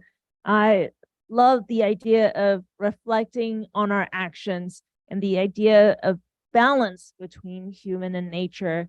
And I think as we do that, we can truly come together. And as Mrs. O'Hare had mentioned earlier, the definition of solidarity, unity is an agreement of feeling or action. And we have come together for the injustice that we see, the truth that we see in the Taijimen case. And for change, we hope for the governments to reflect on their actions and, of course, take new course of action to enforce the change. Thank you for bringing your views to this platform, Mr. Leung. And next, we'd like to hand it over to Dr. Tim Chi. Doctor of Musical Arts, 蔡志门弟子。Ladies and gentlemen, greetings. My name is Tim Chi, and I'm a musician, classical musician by training. I'm a cellist, musical instrument specialist. I'm not going to pretend that I'm a tax lawyer or accountant knowing all the details of legal proceedings and all that. And I think today we've learned a lot from all the panelists and also religious scholars, as well as many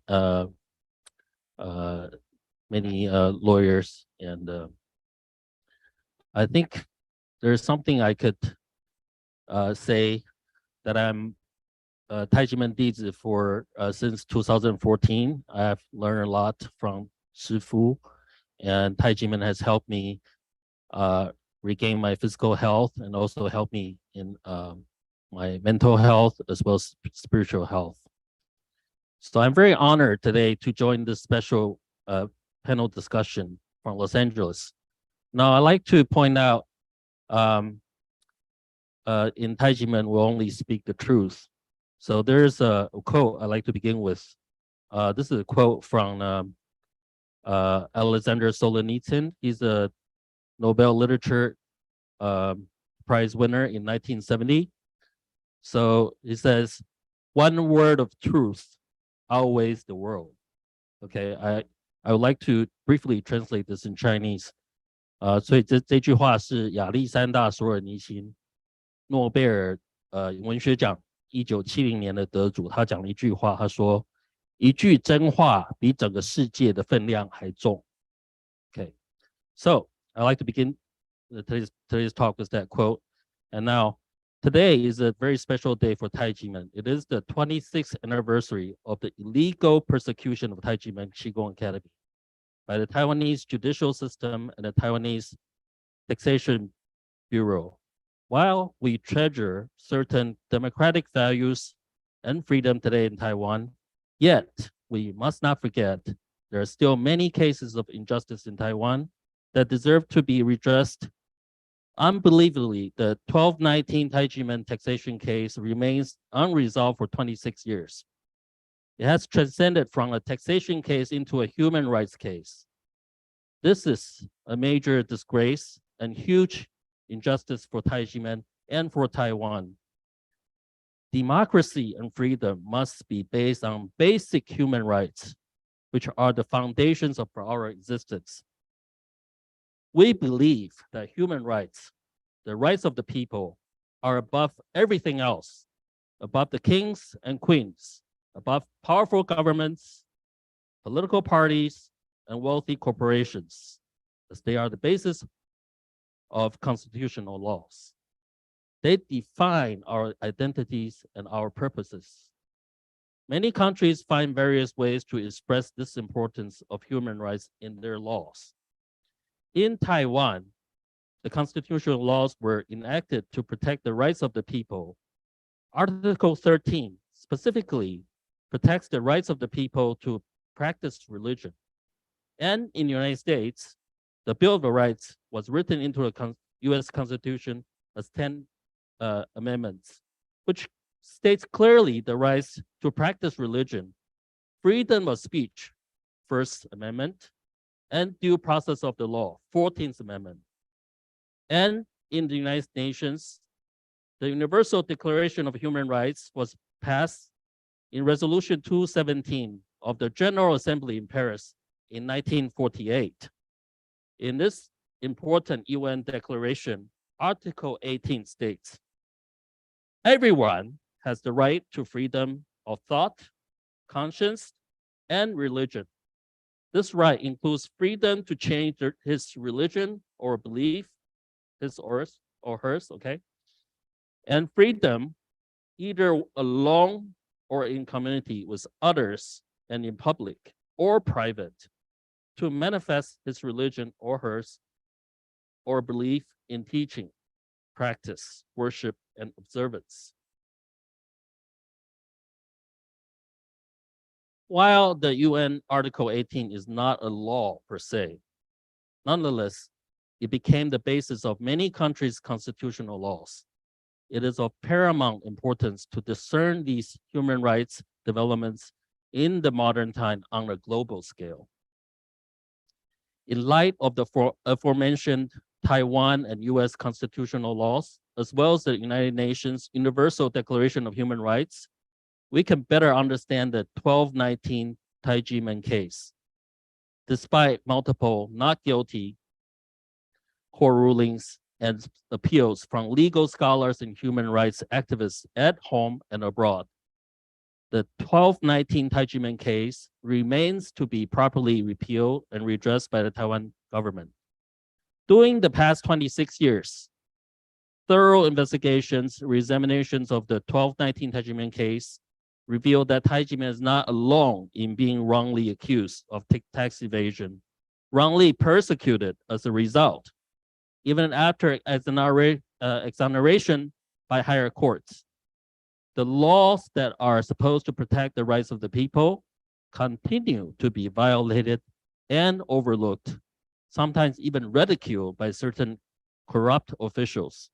They are certain members of the law enforcement, prosecutors, and taxation officials in the Taiwan government, resulting in a painful 26 years battle against injustice. We hope this injustice can end right now. Clearly, in the 1219 Tai Chi-men case, often government officials themselves are the violators of the Constitution, taxation, and even criminal laws. Repeatedly, taxation officials share illegal bonuses from illegal raids and repossession of the Tai Chi-men properties. When the laws and the government can no longer protect the people from injustice, it is our citizen duty to protect our human rights and property rights. In conclusion, I often call Tai Chi-men the last hope and the ultimate conscience of Taiwan. Who else is willing to sacrifice everything to fight corruption and illegal tax rulings for 26 years? When will Taiwanese people realize that Tai Chi-men case hurt not only Tai Chi-men, but also tarnishes the public images of Taiwan internationally by these clear violations of human rights with illegal taxation and persecution? On this solemn 26th anniversary, let us ask Taiwanese government to follow the facts and the laws, for only conscience in our hearts will lead us to the right action. Thank you very much.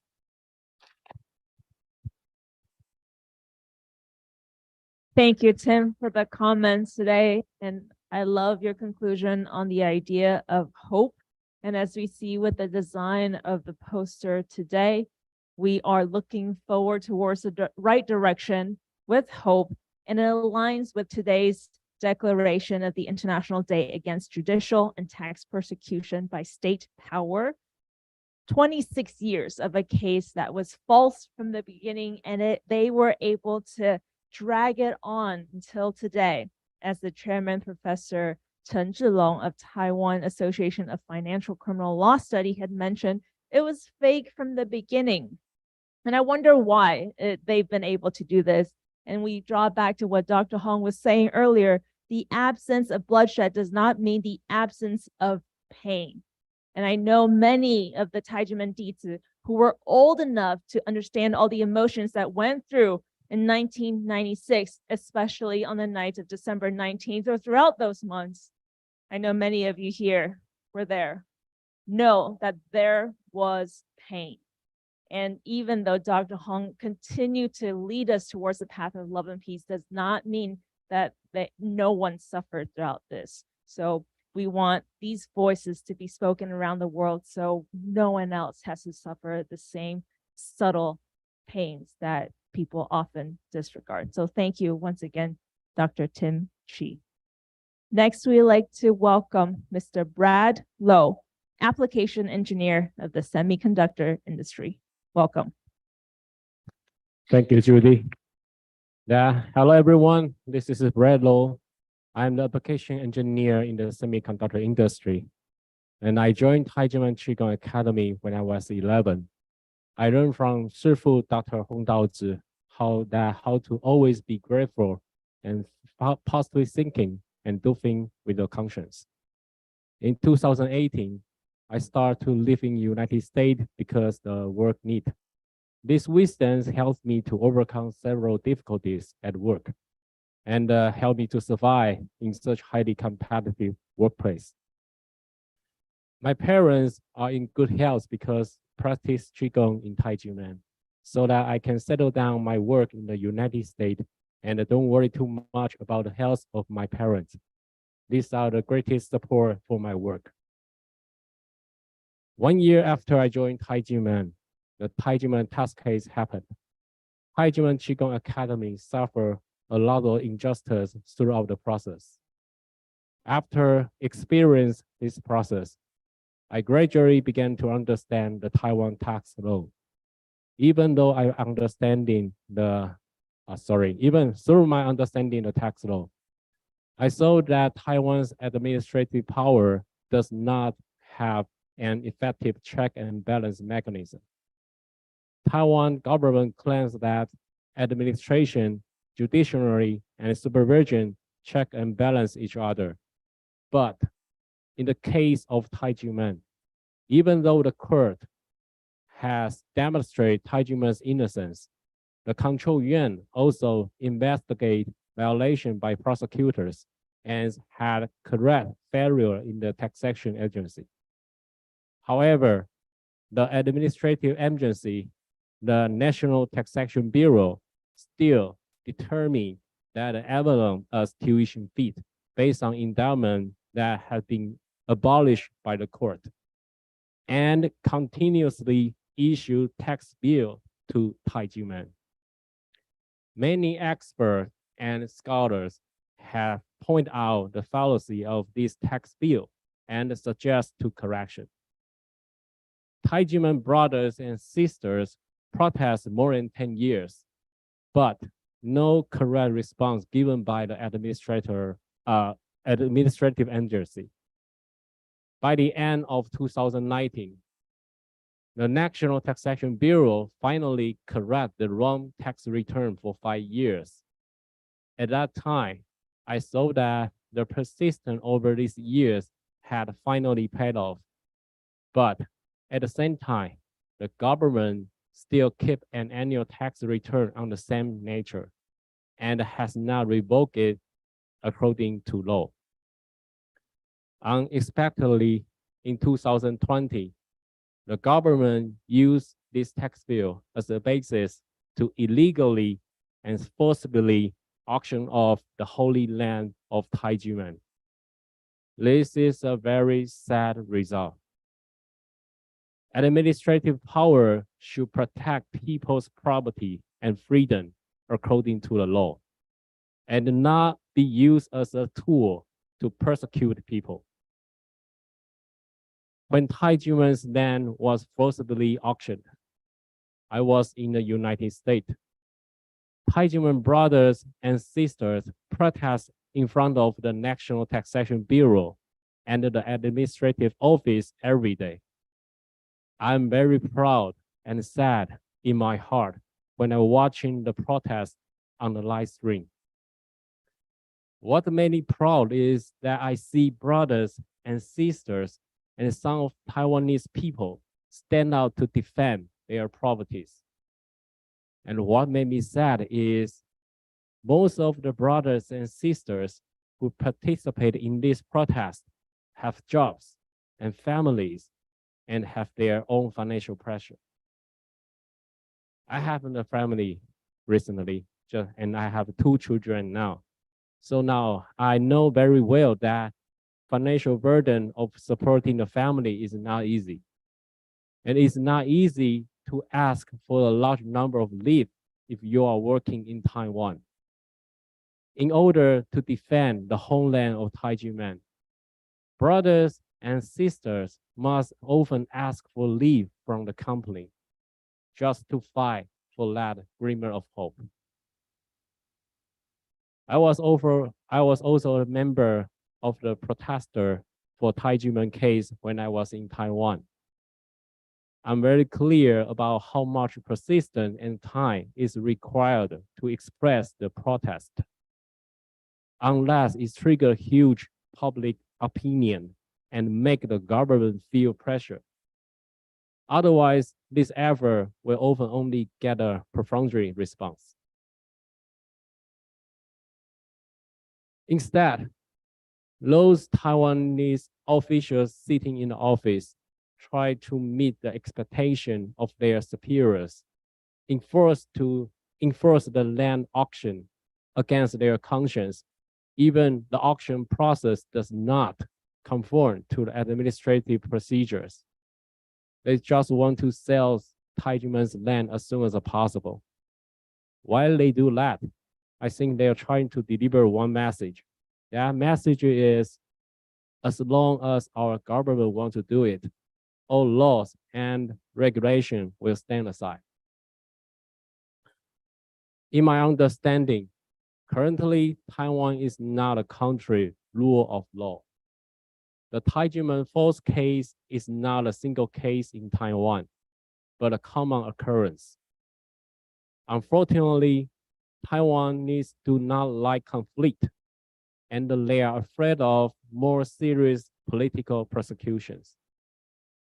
They often choose to compromise and spend money to close their case. Even more unfortunately, someone couldn't even come out with money, and it leads to bankruptcy. I have think about why we have to bravely stand out and fight, and at the same time spread love and peace across Taiwan. Later, I realized that those two things are not in conflict, and it is turned out that it is a kind of great love to bravely protest against the illegal actions of government. Only truly brave have the opportunity to completely eradicate the lawless habits of Taiwan's administrative agency, so that the people of Taiwan can enjoy the real property protection and the freedom protection. We all love Taiwan from our heart. As long as Taiwan government needs Taijimen, the Taijimen always stand out with true love for Taiwan. I couldn't figure it out why such a good and healthy group must endure the persecution of the administrative power. We found that Taiwanese officials act according to the law most of the time, but they are afraid of offending their superiors. So they can only be forced to make illegal decisions. Only by awakening the conscience of all government officials and encourage them to do the right thing, when all government officials act with conscience, the Taiwan has become a real country rule of law. That's all my presentation today. Thank you. Thank you, Brad. Brad, I have a question for you. For Brad, how old were you when the case happened? 12? You were 12, so you remember some of the emotions and things that came up then. Yeah, definitely. Yeah, and thank you. So 12 years old is on. I was 9. For me, it's a little vague, but I think 12 is old enough to feel the fear. And now that you have children, I'm sure you don't want them to go through the same thing. And we were talking about pain and not wanting the conflict in your speech. Or I was talking to one of the other Dizi who grew up in Taijimen, learned to be social, learned to be happy with all the brothers and sisters. And her dad was also detained along with Shifu and other brothers and sisters. And while loving this place, felt the love in Taijimen, the news and the media's false accusations put so much pressure on her that when her friends asked her, "You go to Taijimen, right?" She said she didn't know how to answer something that is very confirmed in her heart that this is the place she stands for. So all of this injustice has built up, and that's why we're speaking up, so no one else has to go through the conflict that maybe we don't love, right? Because sometimes we have different ways of doing it. So thank you for bringing your point of view. to the platform and sharing it with us. And we hope that your kids don't have to do this anymore. Thank you. And now we'd like to hand it over for Miss Felicia So, Accountant of the United States of America. Thank you, Judy. Greetings to all the speakers and all the participants. I'm also going to start with sharing a little bit how I joined and when I joined Taiji Men. So my father was introduced to Taiji Men by my auntie in December 1994. Then soon, in March of the following year, my whole family joined together. Until this day, my grandmother, my parents, my older brother, my older sister, and their families, aunties and their families, over 20 people are all practicing with Shifu at Taiji Men in different parts of the world. In addition to keeping us healthy, my Shifu also taught us life wisdom. So my father was able to keep his business despite challenges such as his client defaulted on its debt, a typhoon that flooded the factory, and so on. For myself, I can't tell you how much help and encouragement Shifu has given me at every stage of my life. When I was a student, Shifu taught me how to deal with stress and relax myself. My Shifu taught me how to love my family in the way they need it and take good care of myself, so my parents don't have to worry about me. After I started working, I found out that the wisdom and discipline Shifu taught me have helped me to be recognized by my supervisors in the company very quickly. After I got married, Shifu taught me how to find a balance in my life while taking care of my family, building my career, and having time to participate in various events to spread the message of love and peace around the world. There is another special thing about Taiji Men that I am really grateful for, which is my entire family can grow and learn here together.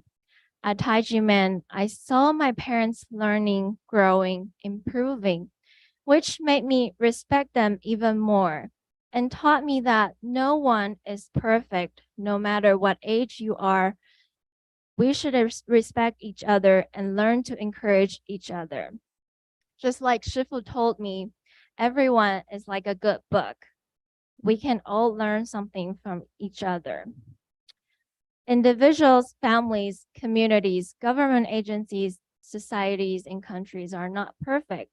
But if we respect each other and learn from each other, we will improve and become better. I have known about the Taiji Men case for as long as I can remember. And as I grew up and learned more about the Taiji Men case and how it evolved, it was shocking and unbelievable to me. I can't imagine how much courage it took for Shifu, Shimu, and all the brothers and sisters to fight against the government's persecution of Taiji Men to come this far, and to continue to promote the culture of Taiji and to lead the deeds to participate in Taiwan's National Day at their own expense, and to share love and peace and cultural exchanges internationally. It is my responsibility to speak up and fight for the justice for the Taiji Men case because I'm a part of Taiji Men and I know how good this place is.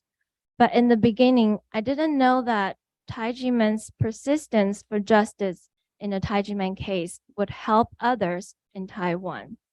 Over the past 26 years, I have learned that so many people in Taiwan are physically, emotionally abused by the illegal actions of certain officials. Every time I read the stories of these tax victims, I felt very sad that after so many years, they all end up in hopelessness and sadness. I then realized that many systems and officials in Taiwan are not based on solidarity with the people. The government is the servant of the people, serving the people, not treating the people like thieves. In a 2010 speech at the National 政治大学, 政治 University, presented by the Taipei National Tax Bureau General Director Lin Zhongyuan at that time. She sang a song with the lyric of "You Are My Eyes," telling students that everyone is the eyes of the National Taxation Bureau and they should help NTB to find out who is evading taxes, and telling the students that they should help NTB and to get a bonus for reporting tax evasion. And they could receive up to 4.8 million Taiwanese dollar by reporting, and encourage everyone to make a report to get the bonus. Administrative officials blatantly encourage students to become reg catchers in order to receive tax incentives. This is a continuation of the poison left behind from the authoritarian era. Such a system should not exist in a democratic country because the incentive of reward money can easily lead to unjust case due to human nature. As an accountant, I mainly worked on audits of government agency and nonprofit organizations. While obtaining reasonable assurance on the financial statements, we also look for risk of potential fraud. The motivations of committing fraud can be explained by the fraud triangle, which is broadly divided into 3 categories: perceived opportunity, pressure or incentive, and attitude or rationalization. One of the issues in Taiwanese government could be prone to fraud is the bonus, offering temptation and opportunities for officials to commit fraud. Bonus can easily lead to wrongdoings if it is not a well-developed verification system. It will lead to miscarriage of justice and wrongful conviction of innocent people. Taiwan's tax system is not effective. Even if the tax officials overbill the people, people have to prove their innocence themselves and file a petition. However, before filing the petition, they have to pay 1/3 of the amount on the tax bill as a guarantee. The tax system is not properly supervised and accountable. The malfunction mediation system has led to the tax victims in Taiwan without a place to redress their grievance. If the National Taxation Bureau in Taiwan is so concerned about tax evasion, then that means the tax system is not well developed, or the National Taxation Bureau has failed to effectively detect the issues. The greater problem with the system that encourages whistleblowing for bonuses is that it divides the society. Because everyone is focusing on their own benefits, their own interest, and ignoring the unity of society and the goal of making society better as a whole. Tomorrow, December 20th, is the United Nations Day of Human Solidarity, which emphasizes drawing the peoples and nations of the world together to promote peace, human rights, social and economic development, which relies on the solidarity of its members to unite. Today, I would like to call upon not only Taiwanese government, but all countries and communities to unite with humanity as a premise in order to achieve the goals for the betterment of humanity. As I said earlier, no one is perfect, but the courage to admit mistakes and improve can promote harmony in the family and society. And only then can there be respect and human rights. Thank you, everyone. Thank you, Felicia. The topic, the key word I got was courage. Courage, the courage that Shifu, Shimu, and all the brothers and sisters had to continue to fight for justice in this case. I remember when I was in high school, and Shifu told us, if it's the right thing, have the courage to go for it, to do it. And so once again, thank you to all the international scholars and experts for your courage. So I invite the speakers today, all of our participants today, big thumbs up for you, for your courage.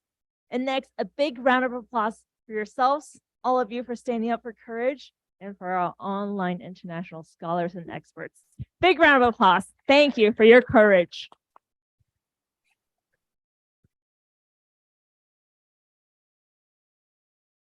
As we continue, we'd like to hand the mic over to Mr. Alan Hung, college student.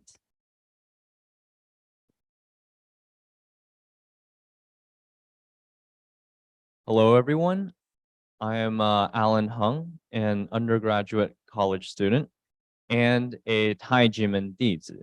And I'll be speaking more on a high level of the Taijimen case through the perspective of truth, human rights, and governmental systems and institutions.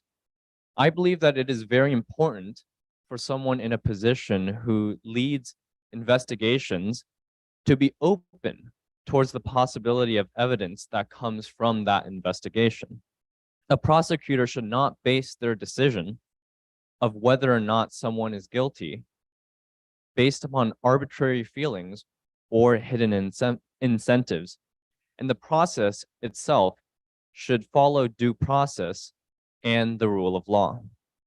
In addition, a government system that fails to follow the facts and evidence or to protect and serve the people, like in that case of Taijimen, also demonstrates that complete lack of respect for human rights and, more importantly, the dignity of the people. When you hear the testimony of Taijimen Dizi, who were threatened by the tax bureau to submit false testimony, otherwise their family members might be in trouble, or when you hear how Dr. Hong and all of the detainees are treated in appalling conditions, it becomes very clear that a system and institutions which upholds the rule of law is completely absent in the Taijimen case, and that the National Taxation Bureau of Taiwan is acting completely out of the boundaries of the law. Another important point is that these systems and institutions of government and administrative agencies influence the culture of the people. And while at the same time, the culture of the people also influences those same systems and institutions.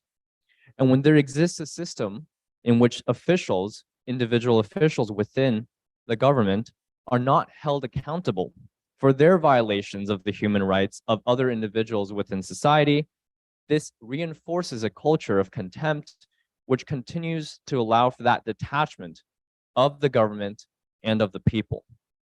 It is also clear that throughout this long and arduous journey, that the Taijimen case is not an isolated incident. When Taijimen continues to be persistent and continues to stand up for the rights of our deeds, of Dr. Hong and of this organization, many more other people from other institutions and other organizations also found that courage within themselves to speak out against those that threaten to destroy rather than serve. It is also important to recognize that procedures which have been in place for a very long period of time does not necessarily mean that that is a just system or a normal system. And that throughout the course of human history, we have seen time and time again, as humanity continues towards that positive direction, changes and reforms within systems and institutions which divides and oppresses groups and individuals are reformed. In Taijimen, I've been very actively participating in many of their events. Taijimen has taught me to be more brave and resilient. Taijimen has also taught me to be grateful for the people and the environment who surround me and build upon and shape my growing identity. And from a higher perspective, for the world, Taijimen on the international stage wishes to spread the ideas of love and peace across the entire globe through cultural exchanges and the principles of conscience and yin and yang philosophy. Taijimen also hopes to move this world towards a world with less pain, less fear, and less suffering. Yet despite the good works dedicated through the genuine actions of our volunteers, it is so very unfortunate that the National Taxation Bureau of Taiwan would continue to use the mechanisms of law to continue to persecute Taijimen. The principles of truth and evidence-based analysis have never been followed from the very start of the Taijimen case. Instead of making a determination based upon the evidence, the National Taxation Bureau in the case fabricates evidence based upon a predetermined determination. And systems and institutions who do not respect truth will eventually become arbitrary and corrupt, and the institutions will not respect the rights and the human rights of the people. Instead of the people and government becoming as one with systems and a culture that turns their back against truth, the government and the people will start to slowly divide and become two completely separate entities that are not in harmony. From the start, the case has never been a tax dispute. This case has been much more a case about fundamental rights of belief and that of human rights. And that I believe that the people should aspire to and hope for changes within systems and institutions which perpetuates false claims and narratives through genuine actions and advocacy. It is also important to recognize that human rights can only be protected if everyone within a society has equal protection under the law, and that no one, no matter how powerful, no matter which government agency, is always following due process and is beneath the law. Governments must take the form of protectors of human rights of people through its commitment towards an evidence-based system of truth, rather than the aggressors or the people that actually dismantle human rights. And I also, myself and Taijimen Deeds, find it very hopeful and inspiring that a lot of other international observers and international scholars choose to understand and to choose to help Taijimen with this case, as well as to bring up points of solidarity in order to fulfill a society that has inclusive institutions. An inclusive government system builds trust and solidarity within a society. Like what Felicia has said, exclusive government institutions tries to divide the people through certain systems of bonuses without proper guardrails. And this slowly, because it influences the culture, also degrades and corrupts the systems and institutions themselves.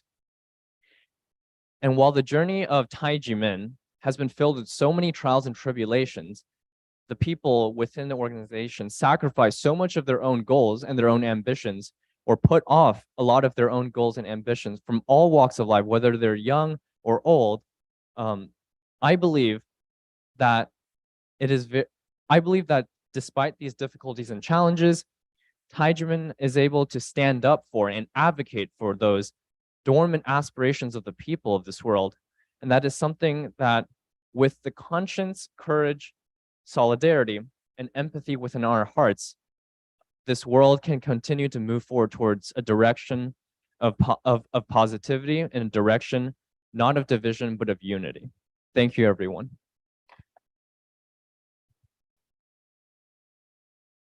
Thank you, Ellen. An idea of the willingness to work through and toughen through the trials and tribulations, I think, for me, it has a lot to do with the traditional Menpai of Taijimen, where Shifu and Dizi's relationship is ever so important. It's like a family. We have a big family tree. And within this Menpai of traditional culture, martial arts, and self-cultivation, we learn to look inside and also to learn from the true values of martial arts, which is to settle conflicts and create peace. And added to that, Dr. Hong teaches us the idea of balance using the wisdom of yin and yang. So throughout all these trials and tribulations, like Alan mentioned, we were able to continue to strive forward to find the balance as along with our international friends who have been along the way with us too. So with that hope in mind, we will continue to cultivate and inspire for hope and for change. Thank you once again, Alan. Last but not least, we'd like to invite Miss Chi Wen Su, visual artist, and also Taijimen Dizi. Hello, everyone. My name is Chi Wen. As Judy introduced, I'm a graphic designer, illustration artist, parent, and a full-time housewife. Actually, just yesterday, Dr. Hong, my sifu, asked me, "Are you now retired?" I'm now 51. And I answered, "In Taijimen, we never retire." That is our mission because we have been fighting this Taijimen case for 26 years. And the irony is that we have done so much to bring up the visibility for Taiwan in a positive way. We promote conscience, we promote culture of love and peace. We don't ask for personal gains, and yet we are innocent, and Taiwanese people, the Taiwanese government, the Taxation Bureau, they just won't apologize, and they won't admit that they made a mistake. I have been privileged to participate in volunteer work with Taijimen brothers and sisters. And I was honored to work on Bitter Winter, the compilation of books, and also Who Stole Their Youth. Through that, as a relatively young member of 9 years, I learned a lot about Taijimen case. When I told what happened to Shifu and what happened to brothers and sisters to my son, who's also in the audience, he said, the government doesn't like positive people. I want you to all think about that. The government doesn't like positive people. What does that mean? So, as you know, I'm the last person to speak today. And I think you have heard a lot from scholars and from all our members that what we're doing as Taijimen. I came to Taijimen in 2013 with severe symptoms of anxiety. Shifu and brothers and sisters encouraged me, and I got better like immediately because I was suffering from palpitations, and through the mindful practice of Qigong, the breathing techniques, my palpitations never happened again. For me, that was a big deal, and I practiced diligently. Very soon, I was standing on the platform like Judy here is today, and I clearly remember that experience. I was moderating a forum on International Teachers Day. I saw Shifu just before I entered the event venue. So I asked Shifu, I saw many brothers and sisters taking notes. Should I be taking notes? Shifu said, no, just do it. Just follow your heart. Just go in and do it with your heart. And with that in mind, I have been overcoming many challenges, and I've become more brave. And this is what we do. We will continue. Solidarity is not just what Taijimen should do. I think it's for the whole humanity because our planet is in danger. And the theme of solidarity, the theme of making the world better, it should be the mission of everybody. Taijimen is just reminding everybody that we should do the right thing, what is true, and what is good. So with that, I want to thank you, everyone. Thank you all the scholars and many allies for helping with us. Let's work together. We don't want to see another 26 years of persecution. Thank you, everyone.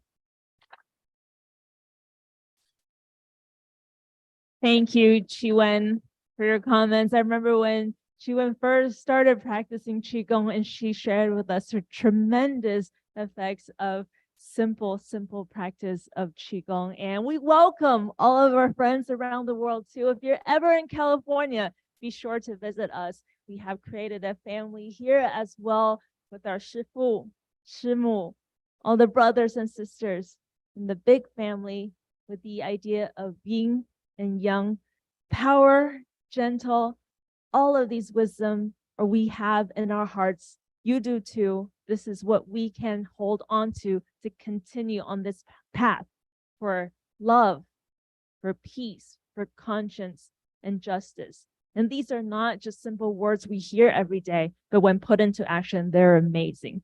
And these are the testimonies from our Taijimen Dizi. And with great honor, we'd now like to hand the mic over to Mr. Willie Fultre for closing comments on today. With Mr. Fultre, Director and Co-founder of Human Rights Without Frontiers. Thank you.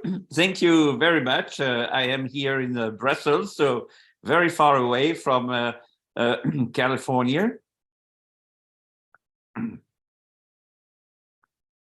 And I'm very happy to be connected to you. I followed all the speeches, and it's absolutely an amazing, extraordinary webinar that we had today with the participation of Dr. Hong.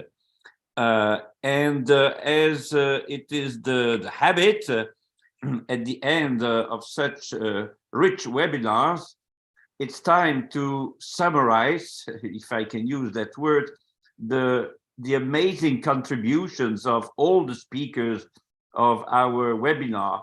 And it is always a daunting challenge and a huge responsibility, but it is also a sacred moment that I want to share with you, just reminding what, in essence, everybody had said in the last two hours. And thank you, especially for all the Dizzy that have shared with us their testimonies and the way they have experienced, the personal way they have experienced those 26 years or part of those 26 years.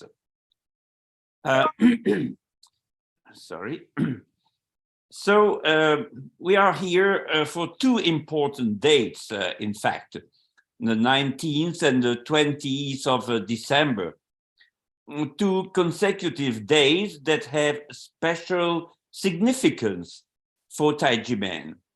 December 19 is a day of sadness because it has been 26 years since Taijimen was the victim of a large-scale police operation on unfounded charges of tax evasion, and Dr. Hong was illegally imprisoned for several months before being found innocent of all charges.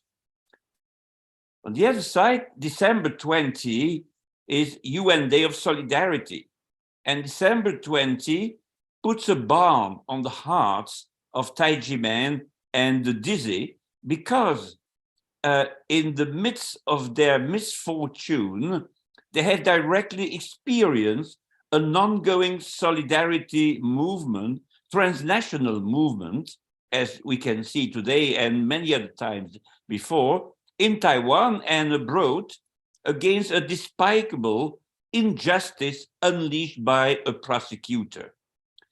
Today's hybrid webinar, Solidarity with Taijimen, from Pasadena in California, has welcomed the exceptional participation of Dr. Hong, the contributions of several experts, and Dizzy, who have shared with us their ideas and their feelings about the events starting on the 19th of December 96 and about the UN Day of Solidarity.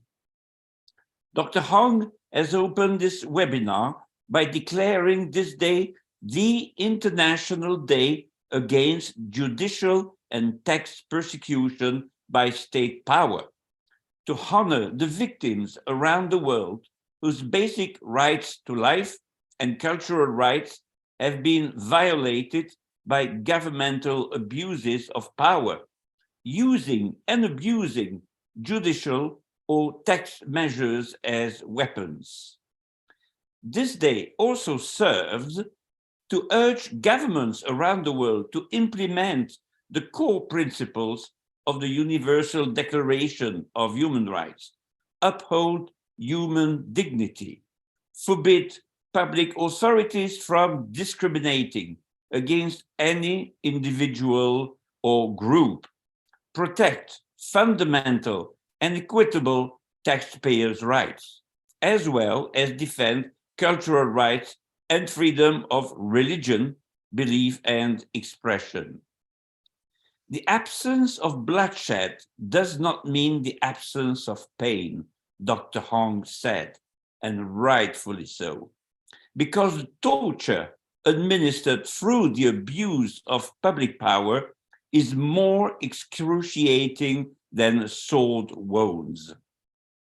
Throughout history, there have been many cases of human rights violations based on religion, belief, cultural development, speech, and taxation, which continue to be repeated in the modern society of the 21st century. State power was responsible for 90% of these cases. According to Dr. Hong, the proclamation of the International Day Against Judicial and Tax Persecution by State Power aims to redress cases of injustice in the present and prevent similar cases from happening in the future. And Dr. Hong concluded that he has faith in justice and righteousness will always prevail, that the goodness of human nature will eventually overcome the temptation of evil thoughts, that a responsible government will prioritize the well-being of its people, and that conscience-based governance and correction are the prerequisite principles to build a sustainable future. Peter Zurrer, director of freedom of religion in Europe, is based in Austria, in the capital city, Vienna, introduced this webinar by saying that the definition of solidarity is unity, or agreement of feeling or action, especially among individuals. And with a common interest, mutual support inside a group. He recalled that solidarity is identified in the Millennium Declaration of the United Nations as one of the fundamental values of international relations in this century, wherein those who either suffer or benefit least deserve help from those who benefit most. Consequently, in the context of globalization and the challenge of growing inequality, strengthening of international solidarity is indispensable. Marco Respinti revisited the concept of solidarity and the limits of its embodiment into political philosophies and transnational legal instruments. While the Universal Declaration of Human Rights and the European Convention on Human Rights fail to incorporate this concept of solidarity, the EU Charter of the Fundamental Rights has included one aspect of solidarity, the collective protection of workers' rights. Nonetheless, the concept of solidarity addressed in the Charter and in its philosophy is quite limited. In that document, solidarity is only perceived as the defense of shared interests and objectives in the working place, as it was also conceptualized by Karl Marx in the 19th century. Solidarity is not just a commonality of practical aims or a sharing of material interests. It is a more profound human value based on a non-negotiable principle. Solidarity is in fact the name we give to the sense of unity among human beings, which derives from their humanity, Marco Respinti stressed. It is much more than that, he said. It is the name we give to a profound spiritual bond that makes humans brothers and sisters. Another point of the EU Charter is, however, to be positively highlighted, as it says, the family shall enjoy legal, economic, and social protection. This echoes the spirit and letter of Article 16 of the Universal Declaration of Human Rights, which says the family is the natural and fundamental group unit of society and is entitled to protection by society and the state. This is of crucial importance because the family is the cradle of solidarity, and the school is the place where people learn solidarity.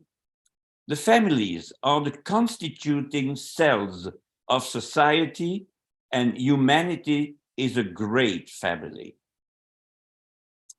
Families are microcosms of society, and humankind are the foundation of freedom, justice, and peace in the world. Now, peace in the world is the goal of Taijimen, and Taijimen can be regarded as one family, one big family within the grand human family, made in its turn of many families. And the healthy families of Taijimen contribute to the general welfare of the Taiwanese society by teaching to families outside Taijimen and learning from them. And Marco Respinti concluded by saying that Taijimen is a grand school of solidarity, where care for the others and not just sharing material interests, but recognizing the value of each and all human beings as unique workers in the field of common goods. Dr. Massimo Introvigne told us that it is in 1893 that solidarity became a key notion of sociology. He explained that according to the founding fathers of modern science of sociology, Emile Durkheim, solidarity is the cement consolidating every human society. Without solidarity, there would be no society. Should solidarity cease, society would collapse.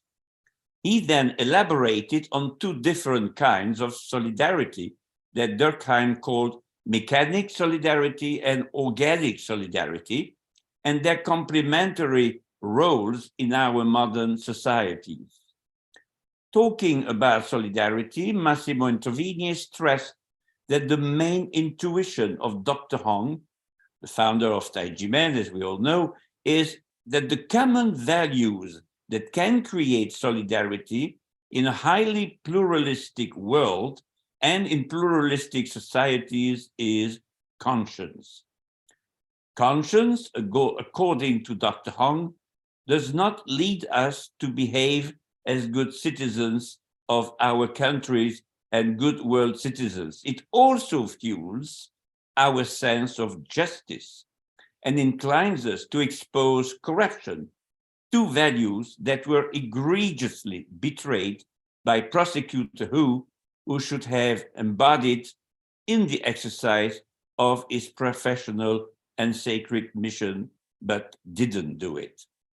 The fight against corruption is at the heart of Dr. Hong's teachings, but understandably, they have been perceived as a threat by corrupt bureaucrats and authoritarian politicians.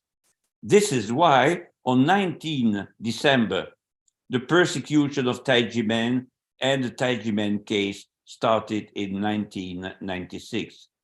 After 26 years, the administrative persecution of Taijimen case has still not been resolved. It is, of course, a legal case or a tax case, as well as a case of freedom of religion or belief, but not only. It is also a case of moral conscience, in the sense that conscience is the key to solidarity and thus to social harmony and peace. And Massimo Introvigne concluded, and I quote him, In Taiwan, proclaiming human solidarity cannot be separated from a call to solve the Taijimen case. Unquote. This is the message of the anniversary of the events of 19 December 96 and of the International Human Rights Solidarity Day. Carolina Maria Hess stressed that the 19th of December 96 was the most painful day in Taijimen's history. Almost a decade after the martial law ended in Taiwan, and there was supposed to be, theoretically, respect for religious liberty, 12 chapters of Taijimen Qigong Academy were raided by hundreds of armed policemen. This was the beginning of the persecution of a peaceful spiritual movement for politically inspired reasons and on the basis of unjustified suspicions. Davide Suleiman Amore, an Italian historian of religion and a Muslim converted at the age of 18, introduced the Dizi. In Islamic doctrine, he said solidarity is seen as a feeling that is instilled in human rights, almost from above, when they witness the misadventures of a fellow human being. And in the Taijimen case, he noticed two things.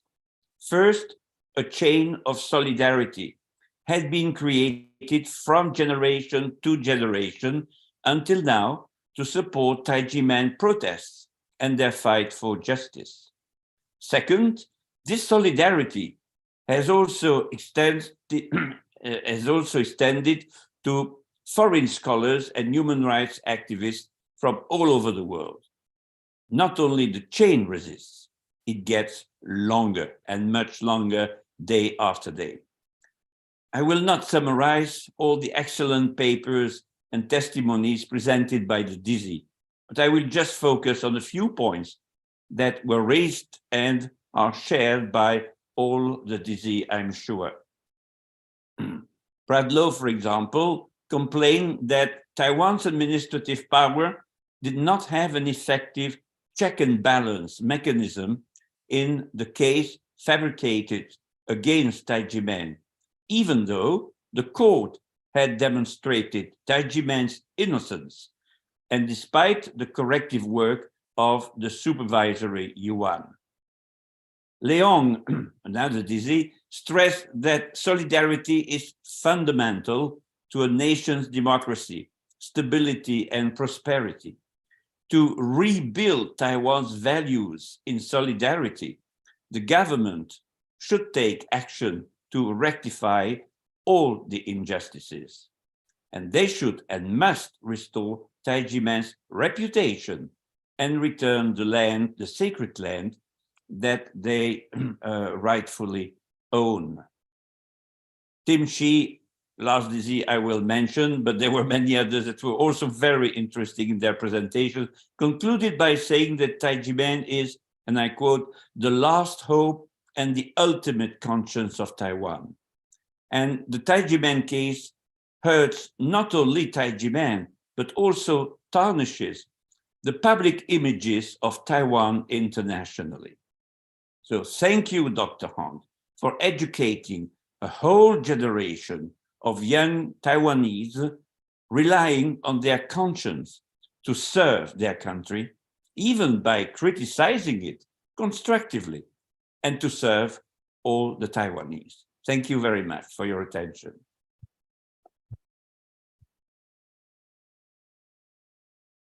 Thank you, dear Mr. Willie Fautre, as always, bringing very, very good comments to close for the event today. Many things have happened in the 26 years as we see through the case, many of the issues that are yet to be solved within Taiwan. We love Taiwan. I have family in Taiwan, and I wish for it to prosper, to be on the international platform, to showcase its beauty, its culture, and all of it together. And that is why we have chosen to come from all over the world to stand up and speak out for the injustice because we want Taiwan to continue to become better for the love of our country, our family, all of it together. And while we've seen in the past 20 years that the taxes have been collected 7.5 times more than budgeted, and the mistake of Prosecutor Ho has caused pain in so many people, has caused harm in the country. And we want these to be corrected because we want people around the world to also feel that when we speak out, when we have courage, we can correct mistakes together. Together we can do this. In our journey, I believe, as I was talking to many of our deeds, I feel the transformation more so this year that is coming from pain to hope. And by sharing our experiences and our experts and scholars' comments and drawing from their experience on other cases, that we share and bring light to others around the world too. And while Dr. Hong has mentioned this already in his speech earlier, I want to quote once again from Dr. Hong's speech as a tribute and gratitude to our international scholars and experts. Dr. Hong said, "I would like to thank all those who follow their conscience and continue to speak out on behalf of victims of all forms of persecution around the world. You have defied power fearlessly, confront adversity, and are willing to support the disadvantaged people in their long battle against the power-corrupt public power. This moral fortitude and action to insist on upholding the truth is the glory of being human and has added an enormous and everlasting value to your life." From Dr. Hong earlier today on this important day. Once again, thank you all so very much. And we have many friends join us. We've met for the first time today. We have an MV for you to enjoy if you can stay with us, but I know it's late. This will be on YouTube for all to share the importance of the proclamation of today and also the key points from our scholars, testimonies from our Taijimen Dizi. The next MV, the music video, will be the truth about the Taijimen case. Once again, thank you to our online scholars and experts for your comments. Thank you for supporting this day today. Human Solidarity Day. Thank you.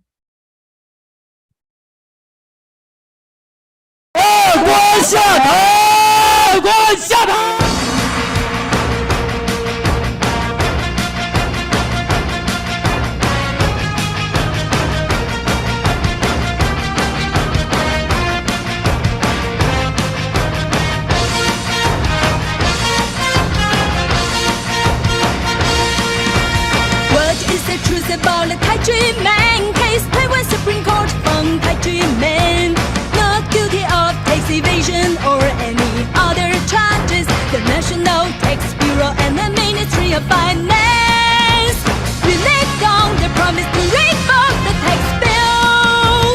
The National Tax Bureau illegally auctioned off the sacred land of Taijimen. The land was illegally taken into state ownership. Where is the rogue government officials' conscience? Where are justice and human rights? What is the truth about the Taijimen case? Taiwan Supreme Court found Taijimen guilty of tax evasion or any other charges. The National Tax Bureau and the Ministry of Finance reneged on their promise to revoke the tax bill. The National Tax Bureau illegally auctioned off the sacred land of Taijimen. The land was illegally taken into state ownership.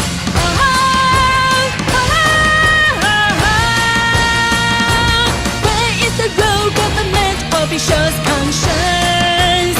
Where are justice and human rights?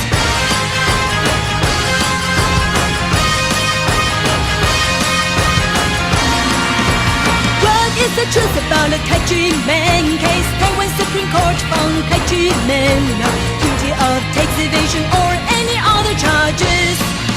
The National Tax Bureau and the Ministry of Finance reneged on their promise to revoke the tax bill. The National Tax Bureau illegally auctioned off the sacred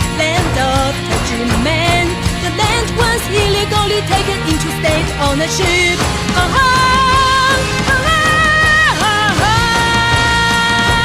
Where is the real government officials' conscience?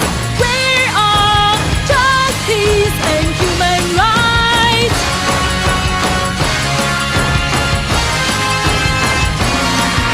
The righteous people are united with conscience to defend justice, human rights, and peace. The righteous people are united with conscience to defend justice, human rights, and peace.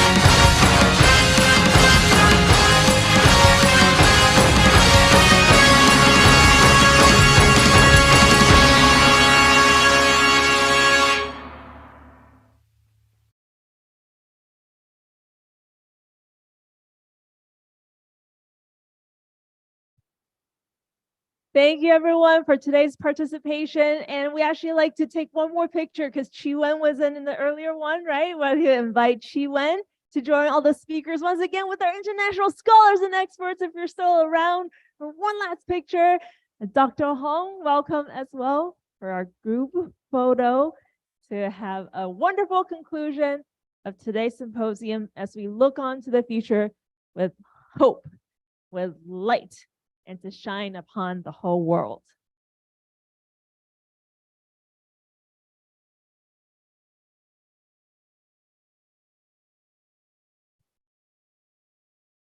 All right, we see all of our friends online as well. Thank you for staying with us for this symposium.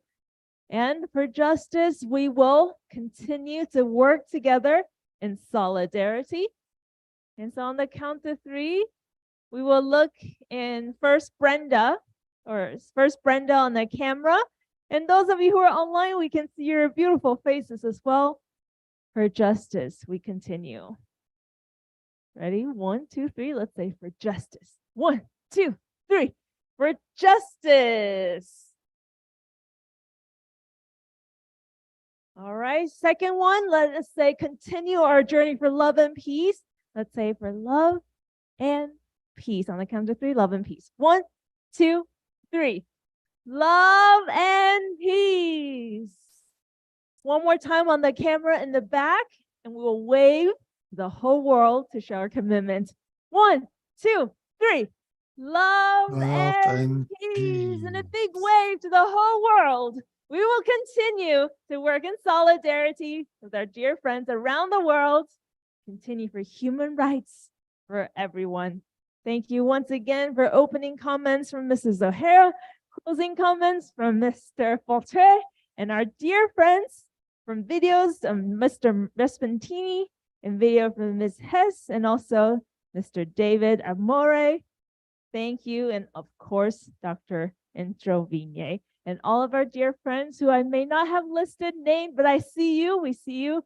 Big thank you from the Taijimen Dizi, Taijimen family. See you next time. Thank you.